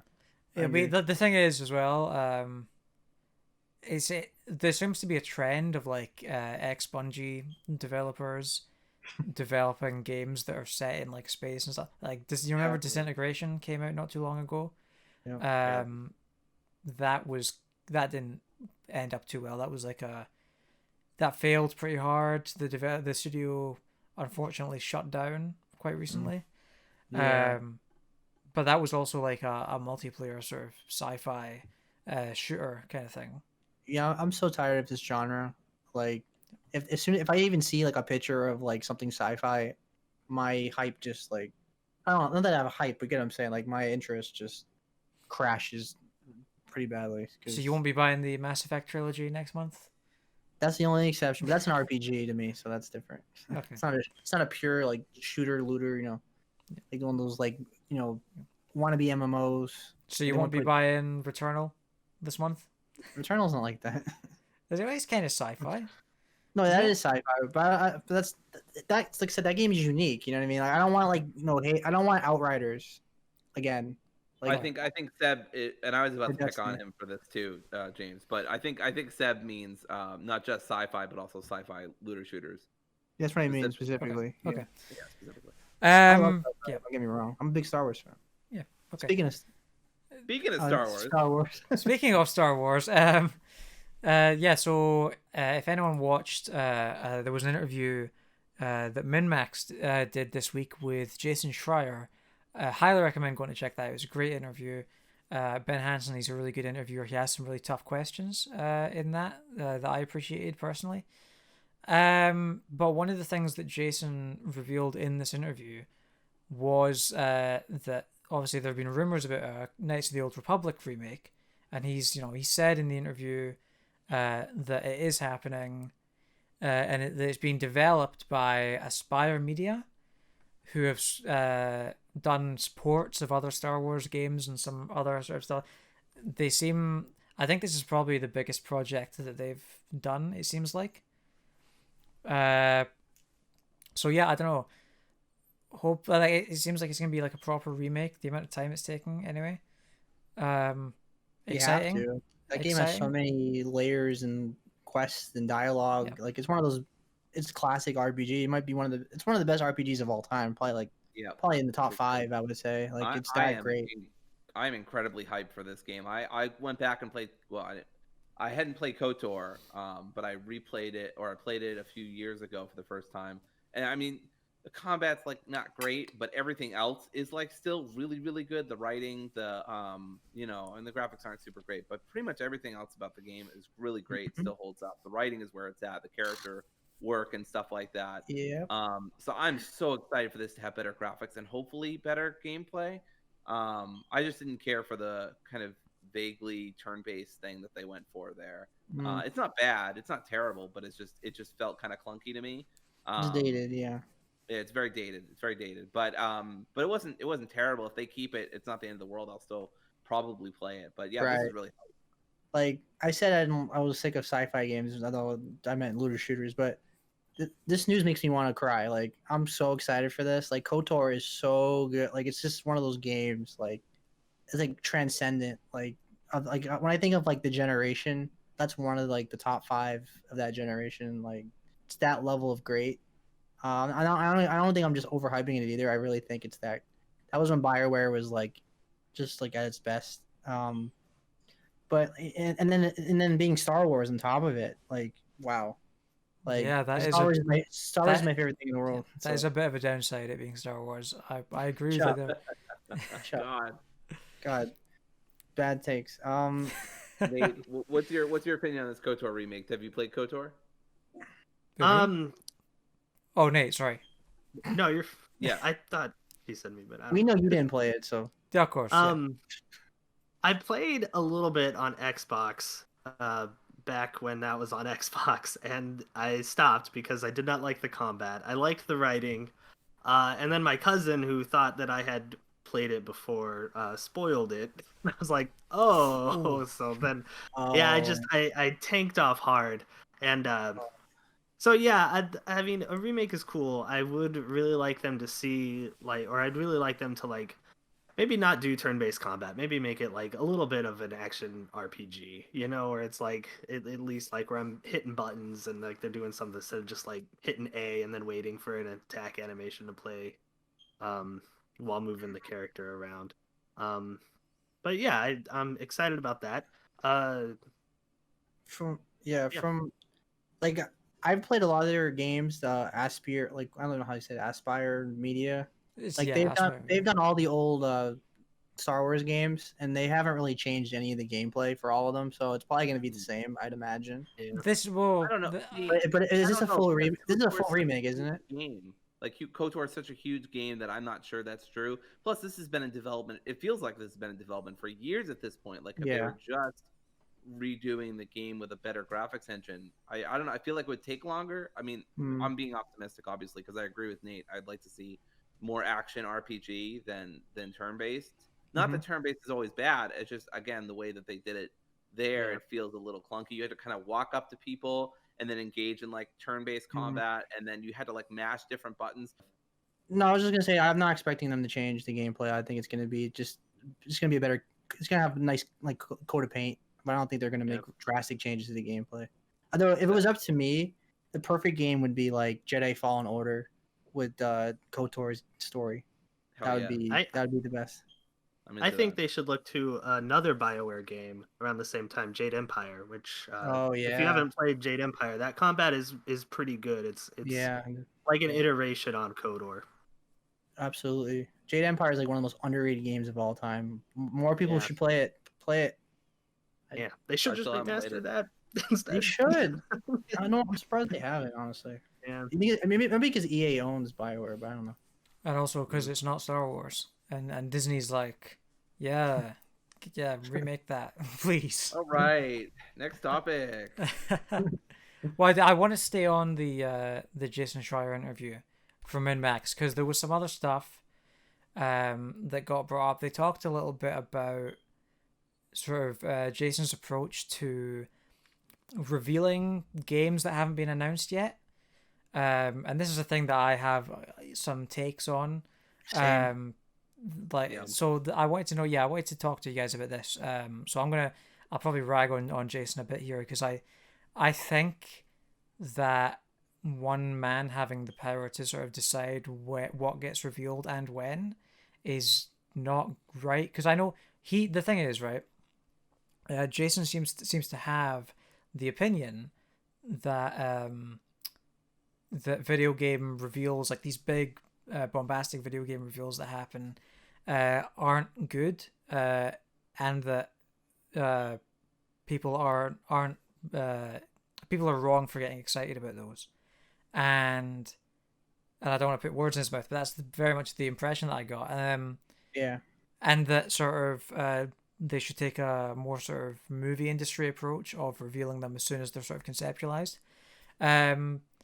I think that, and and a lot of the time it feels like he sort of takes that into his own hands and he sort of reveals these things by himself. Which the thing is, right? You remember the Easy Allies? No, not Easy Allies. Before they were Easy Allies, the game trailers. Yeah. Thing where they got very excited at E3 for the Final Fantasy VII Remake and the Shenmue 3 announcements, which were both huge surprises at the time. And everyone loves that video. Like, that video gets spread around so much. Everyone loves that video. I love that video. It makes me so happy just getting that secondhand excitement. Yeah. I've been waiting for a moment like that for myself for years and years. Overwatch 2 would have been that moment for me. If I hadn't read about it in Schreier's article like a month before BlizzCon when it was going to get announced. So I'm really sad that happened. I'm worried that when Resistance 4, which is the other game that would be that for me, comes along eventually, fingers crossed, that he will do the same then. I hope he doesn't, but I'm worried that he does. So yeah, what do you guys think about him having that power and his sort of opinion that we shouldn't be excited for these big reveals? I'll just start out.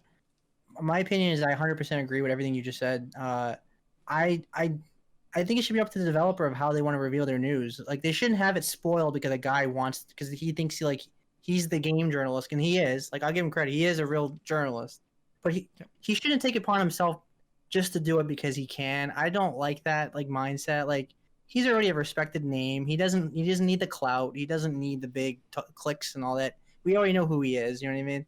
So I just don't think it's right to like hijack someone's reveal, like, because one of the best aspects of gaming, besides the actual games, is like all the build up and the hype and surprises. Like when Final Fantasy VII Remake was revealed to me, like I had that moment. Like, I was just like, I couldn't believe it. Like, and if Jason Schreier put that on Twitter, that the Final Fantasy VII Remake's coming out like in a picture, like a JPEG, I would have been pissed.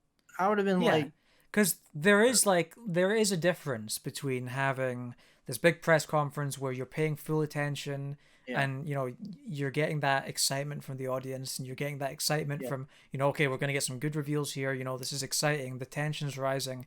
And then it hits you like this thing you're not expecting. Like, oh, what is it? What is it? Oh my god, it's Final Fantasy VII Remake. Oh my god, that is totally different to reading in an article. Oh, by the way, Final Fantasy VII Remake is coming. Yeah, like where me and you disagree, I guess, is like you like the live conferences. I don't need that as much, but I still want Sony to reveal it on their own terms, or Square Enix to reveal it on their own terms, and like even if it's a digital event, like they have like their way of doing it. Reading it in an article, it's just the name it's just the word on a screen. Like, it's not the same. It's shitty to me. Like, I think it's really like you need that sort of Kratos stepping out of the dark. Yes, you do. You do. Yeah. There was one Nintendo Direct where they were about like to show Overwatch on the Switch, and it had been like rumored. And then like day of the conference, I believe he just tweeted out, "Oh, Overwatch on the Switch exists," and I was just like, "Oh, we're a day of, dude. Just let it happen," you know? Yeah. The most, yeah, I was like, the there most was no need charitable for that. interpretation of Jason's argument. And to be clear, I haven't watched the interview. I don't really plan to because I have very mixed feelings on Jason, and I'm not sure I want to listen to it. Even if Hanson, I'm sure Hanson asks great questions. I've already heard a lot of this discussion anyway through the MinnMax Discord because people have been talking about Schreier for the past couple of days about like whether they agree with him or disagree with him or whatever. I mean, my most charitable interpretation of his argument is that the hype machine is bad and it raises people's expectations too much, and that leads to crunch, and crunch is bad, so therefore I need to stop the hype machine. That is like my most charitable interpretation of what he's saying, and I don't think that's a particularly good argument because A, he's not stopping the hype machine. I don't really think what he does anything besides just be a buzzkill. I don't think it really stops crunch at all. You know, I definitely, it might raise awareness of crunch when like the only like, so for the Overwatch article, right, when he mentioned Overwatch, that was completely unnecessary. All he had to say was that Blizzard was being shitty to their employees, big shocker, and that they needed to do better. That's all he needed to say. He didn't need to slip in a little thing here like, oh, by the way, Overwatch 2 is coming, right? Completely unnecessary. And so in that kind of context, I think it's great to do an article on Blizzard, but there's no need to bring up Overwatch. You're just ruining like that experience for a lot of people unnecessarily. Like if a studio is, you know, is being really abusive towards employees, I think it's good to spotlight that, but I don't think it's necessary to bring up the game that they're working on, that the people, unless it's somehow intrinsically tied, right? Like there are some things with Cyberpunk where I thought it was good to leak certain information about it because the studio just wouldn't be honest about it. That's one thing. But if the studio is being forthcoming about all the information they have within reasonable limits, then there's just no reason to go and do this, right? I just think Schreier doesn't understand his position of power that he has in Twitter and how many people look to his articles. And like he even talks about this a little bit in the interview, from what I understand. I've seen people quoting him and talking about these remarks. And him basically saying like, I'm starting to learn that I can't use Twitter like normal people can. And I hope that he actually internalizes that message, because I'm not sure he has so far. He seems to treat it very casually, like, oh yeah, hey, Overwatch 2, here's the thing that exists. And people are like, I didn't want to find out like this. I wanted like a really hype trailer, right? Like I've seen that video that James mentioned about the Shenmue 3 Final Fantasy 7 thing. And I, for context, I've never watched, and not as any sort of opposition or whatever, but I just have never watched game trailers or Easy Allies or anything like that. Nothing against them, just haven't watched it. And you know, I loved that moment, and I had no idea who any of these people were or what their video game preferences were or their personalities or anything. You know, I didn't know any of their names, basically. I had to learn it on the fly as I was watching the video. And I still love that video. I think it's an amazing video, and it's an amazing video of like showing like what can happen to people when they see stuff that they really love and it's happening for the first time. And I think just to unnecessarily ruin that through Schreier is just like you said, shitty. It feels very much like, I mean, how can anyone sort of watch that video and think to themselves, okay, this is a bad thing that I need to stop from happening? Because it's like, it very much feels like he doesn't like it. Okay, it's totally fine to have the opinion that video game reveals are bad and that they should be treated differently. That's why I don't agree with that opinion, but that's fine. It's fine to have that opinion. Where I get annoyed with Schreier specifically is that he seems to think that every other opinion about the fact is wrong, and that he's the one who should be able to decide for everyone how the video game industry handles reveals. Yeah, I totally agree. He knows he has. Go ahead. Okay. I think that him, like, even with the KOTOR reveal, like, that also just feeds into, like, fans, because what if that's just quietly canceled? You know, what if it's just not coming along, and they don't want to waste any more money and resources on it, so they're just like, let's not even, like, talk about this to anyone, let's cancel it, let's put this money and stuff to other more valuable products, I guess. But, you know, then it's like, oh, well, now you just, like, pissed off a whole bunch of people who know about it because of this Yeah, that's leak, fair. you know, and it's like that's not going to be good for the developer because then people are going to go onto Twitter or whatever and be like, Yeah. fucking suck because of this, Yeah. and it's like that's not their fault, you know. Yeah. So Also, it kind of annoys me. Like he knows he has a lot of power, and then he starts like backtracking. Like when he did the whole Sony thing, and it like was a big, it was all over the news. And then he started he's like, no, that's not what I meant, or he started like backtracking all his comments. Like, oh, I didn't expect this to be this big thing. Like, yes, you did.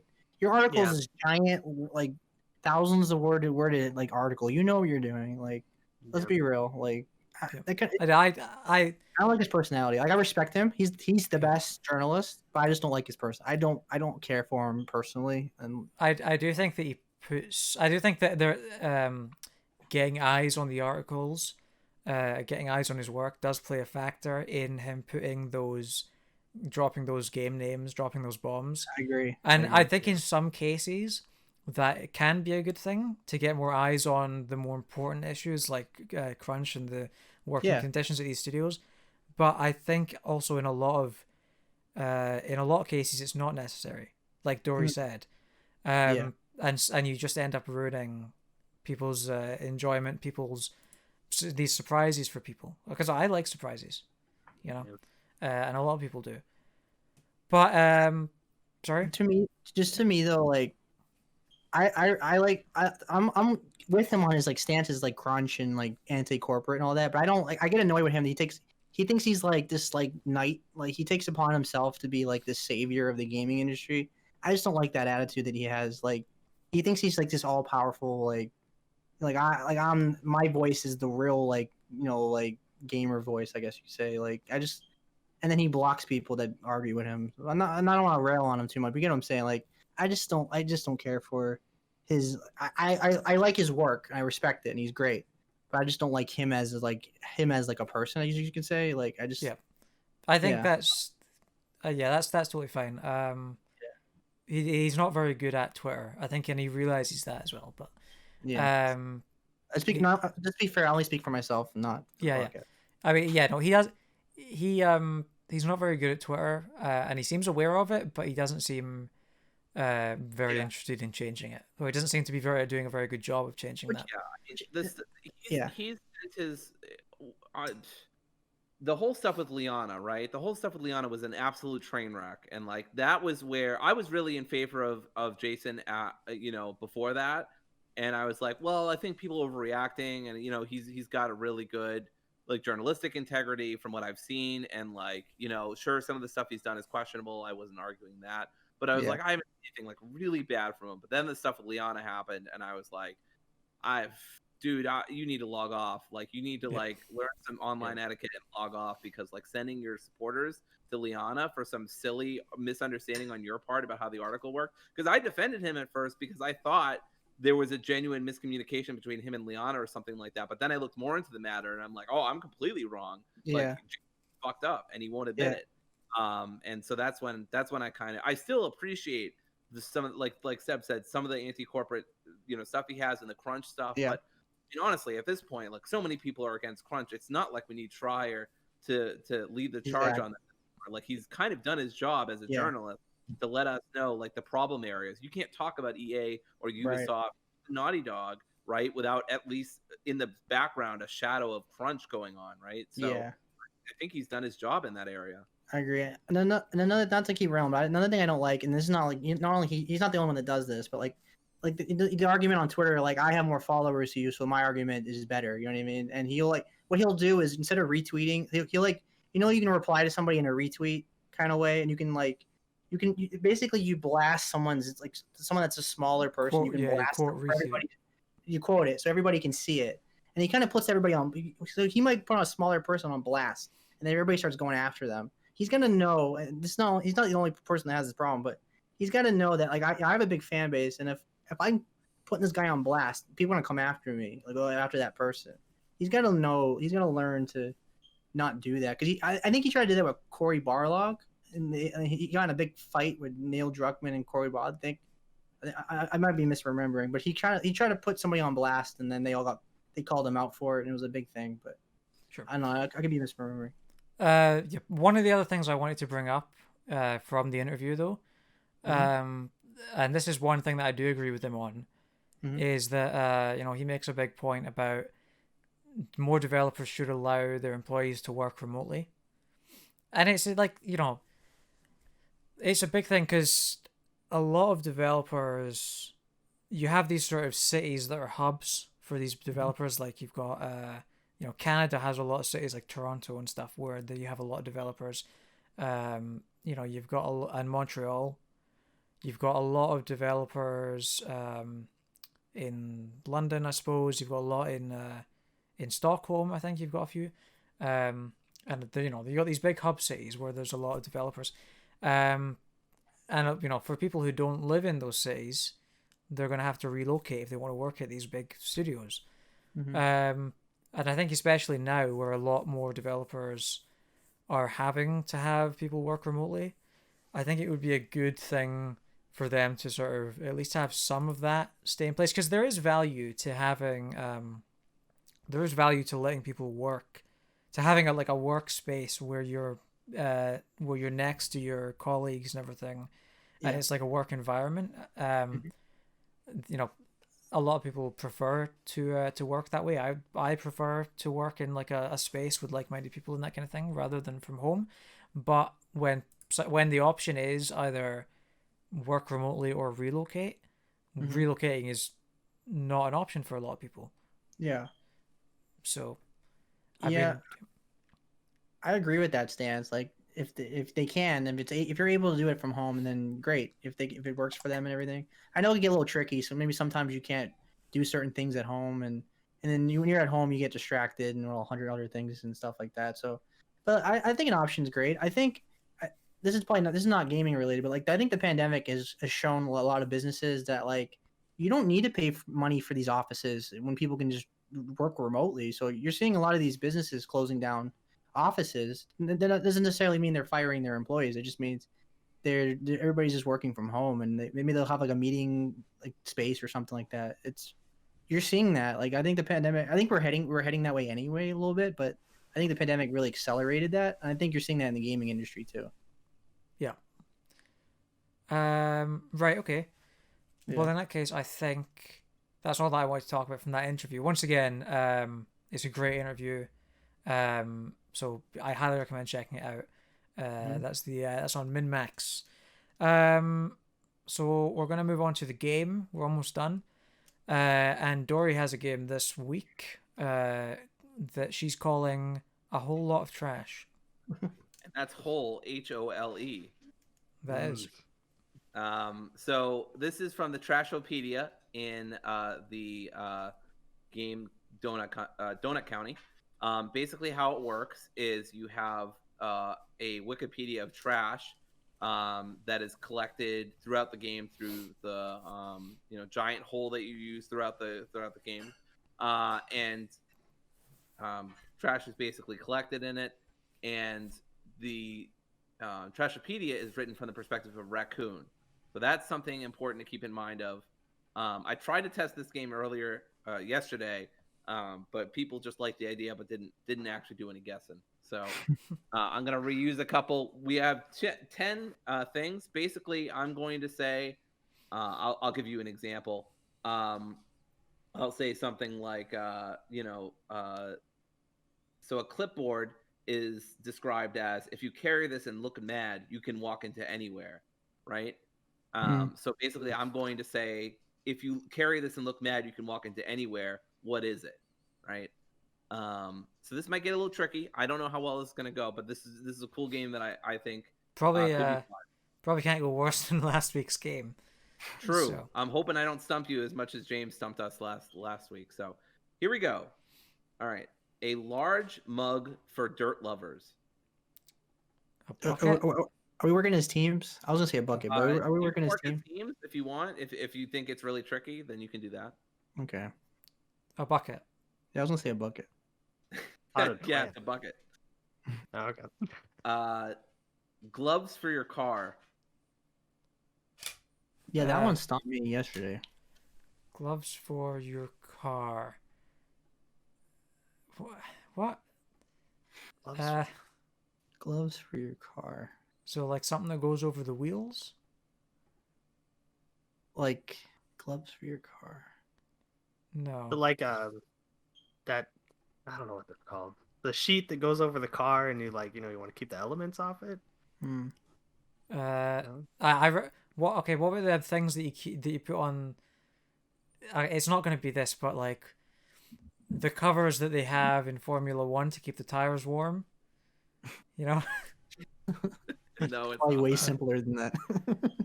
uh, I God. don't know. that's a tough one. This one's not me. Gloves for your car. It's not actual gloves that you wear in the car. It's not driving gloves, is it? No. It's actually gloves for the car. Yeah, it says gloves for your car. What would a raccoon think are gloves for your car? Gloves for your car. Like That's a tough one. the gloves part throws me off. Like I can't. Like Yeah, a I'm thinking- hubcap. Oh, Like the sorry, that's not the mirrors, right? I'm thinking we're kind of stumped on this one. The handles. Should we just give up? What is it? It's tires. What? Yeah, it's the rubber on the don't- tires. Oh, Christ. I okay. see. Yeah, I would never got that. I could see No. that. All right. This next one is a live spaghetti. A mop. No, A snake. Yes, it's a snake. Boom. James is 2 for 3. I don't have snakes in my house, but okay. All right. Next one is corn that was punished. Popcorn. Damn it. Seb's cut- got it. Sorry, squeaky toy in the background. I think we're on his teams anyway. So I feel. Um, Oh man, I feel like I'm remembering a couple of these. Hopefully not too many of them, but because I've played Donut County, but Yes. Okay. That's okay if you do. Whatever. I did too, but yeah, I don't remember. all right. What's the next one? Type of television. Huh? What's that? What's this? Your volume's going up and down, Dory. Oh, sorry. Yeah. An early type of television. A book? No, A window. that's a good one. Early type of television. God. I remember this description, but I don't remember what it's for.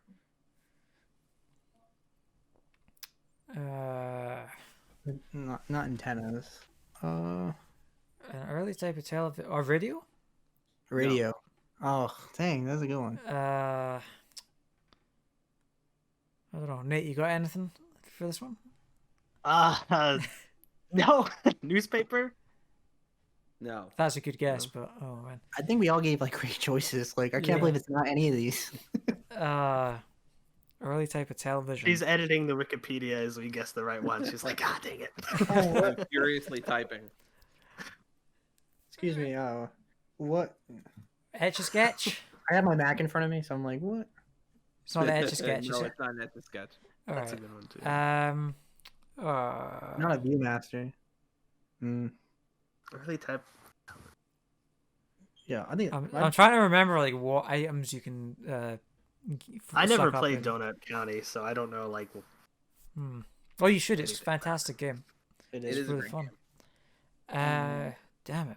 Yeah, I don't know this one. No, I got nothing for this. Yeah. Okay, it's a campfire. Oh. I can see that, but I would never Yeah. gotten that. I can Okay. see that though. Okay, this is a dirt spoon. shovel? Dirt- Yes. Yeah. Nate Yeah. is correct. It's a shovel. Yeah. You okay? Sorry, dealing with a dog. The opposite of a refrigerator. A fire? A Place? fireplace, yeah. A stove, No.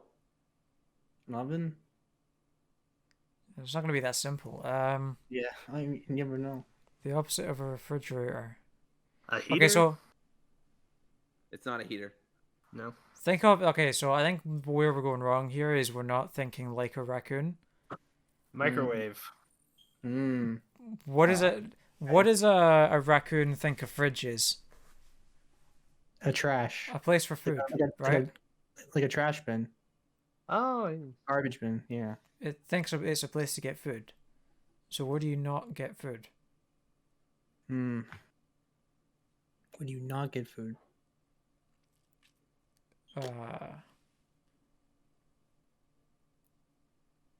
Dang. This game's like easy and hard.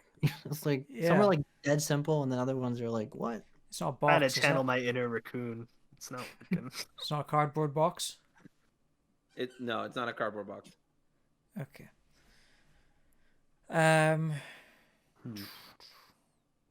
Opposite of a refrigerator.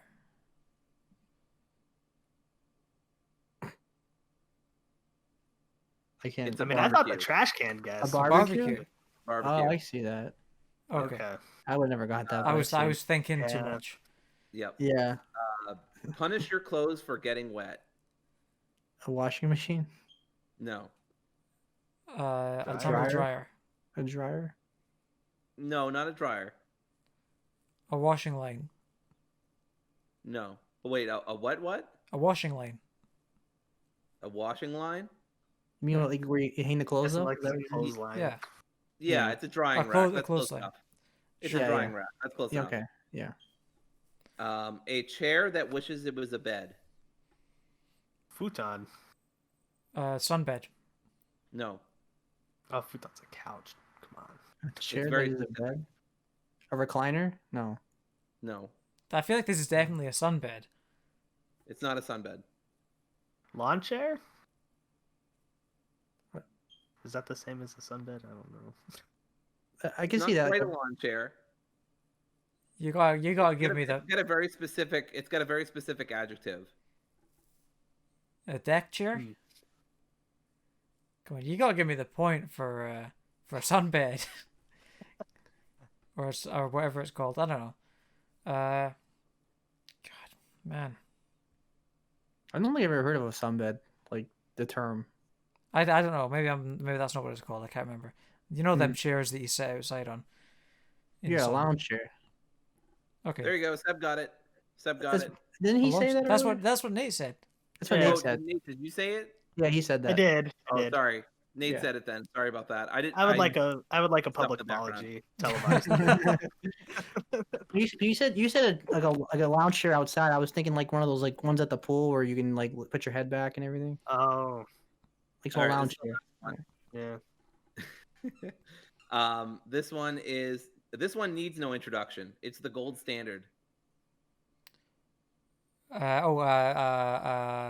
Ben. Raccoon. Think raccoon. Trash bag. Yeah. It's a trash can. A bin. I said a bin. Yeah. Well, I don't know what a bin is. A bin to me What is do you- like how a do you not box. know? It's not a trash can. I say bin, and I'm American, so. Well, I don't know what's wrong with you, I Seb. feel cheated. This is semantics. Yeah. I demand a I'm public sorry. apology. Look, I go by specifics on the Yeah. Trashopedia. Trashopedia is Trash can. sacrosanct. Yeah. We need some leeway Anyway, those here. are the ones I got for y'all. I use a Okay, bin. great. People even use cans, like trash cans. I use a bin. I use So, I have a trash can. Okay, It's so like- Aluminum ones, you know what I'm talking about? Sorry. People still So- use those. so we're done, and I am the undisputed winner, I believe. I guess. We would have been working as a team, Seb, if anyone else was in the lead when we finished. Um, You finally won a game now. right, okay. So thanks, Nate, for joining us. Have you got Yeah, anything thanks that you for want having me. to? No problem. You got anything you want to plug or shout out? You know, you can follow us on Twitter. That's at Interrata. 2 T's, 2 R's. Mhm. Oh, sorry. 1 T, 2 R's, 2 T's. There we go. Underscore after all of that. I also stream like very, very, very, very, very semi-regularly. Once in a while, I'll do that. So if you want to, twitch.tv/Interrata. That's where you can Great. find me sometimes streaming. Cool. As for us, we didn't put up anything this week, but we've got Dory has a Disco Elysium Final Cut review coming soon. Hopefully, we might have some other stuff. We've got some exciting stuff in the pipeline, actually, in the coming weeks, hopefully. So we'll see about that. Other than that, if you enjoyed this podcast, please subscribe to the podcast feed, subscribe to the YouTube channel, give it a like on YouTube, subscribe on YouTube, leave a comment on YouTube, give us a rating on Apple Podcasts. I think that's everything. And yeah, thanks for joining us, and we'll see you next week. Bye-bye. Bye. Bye.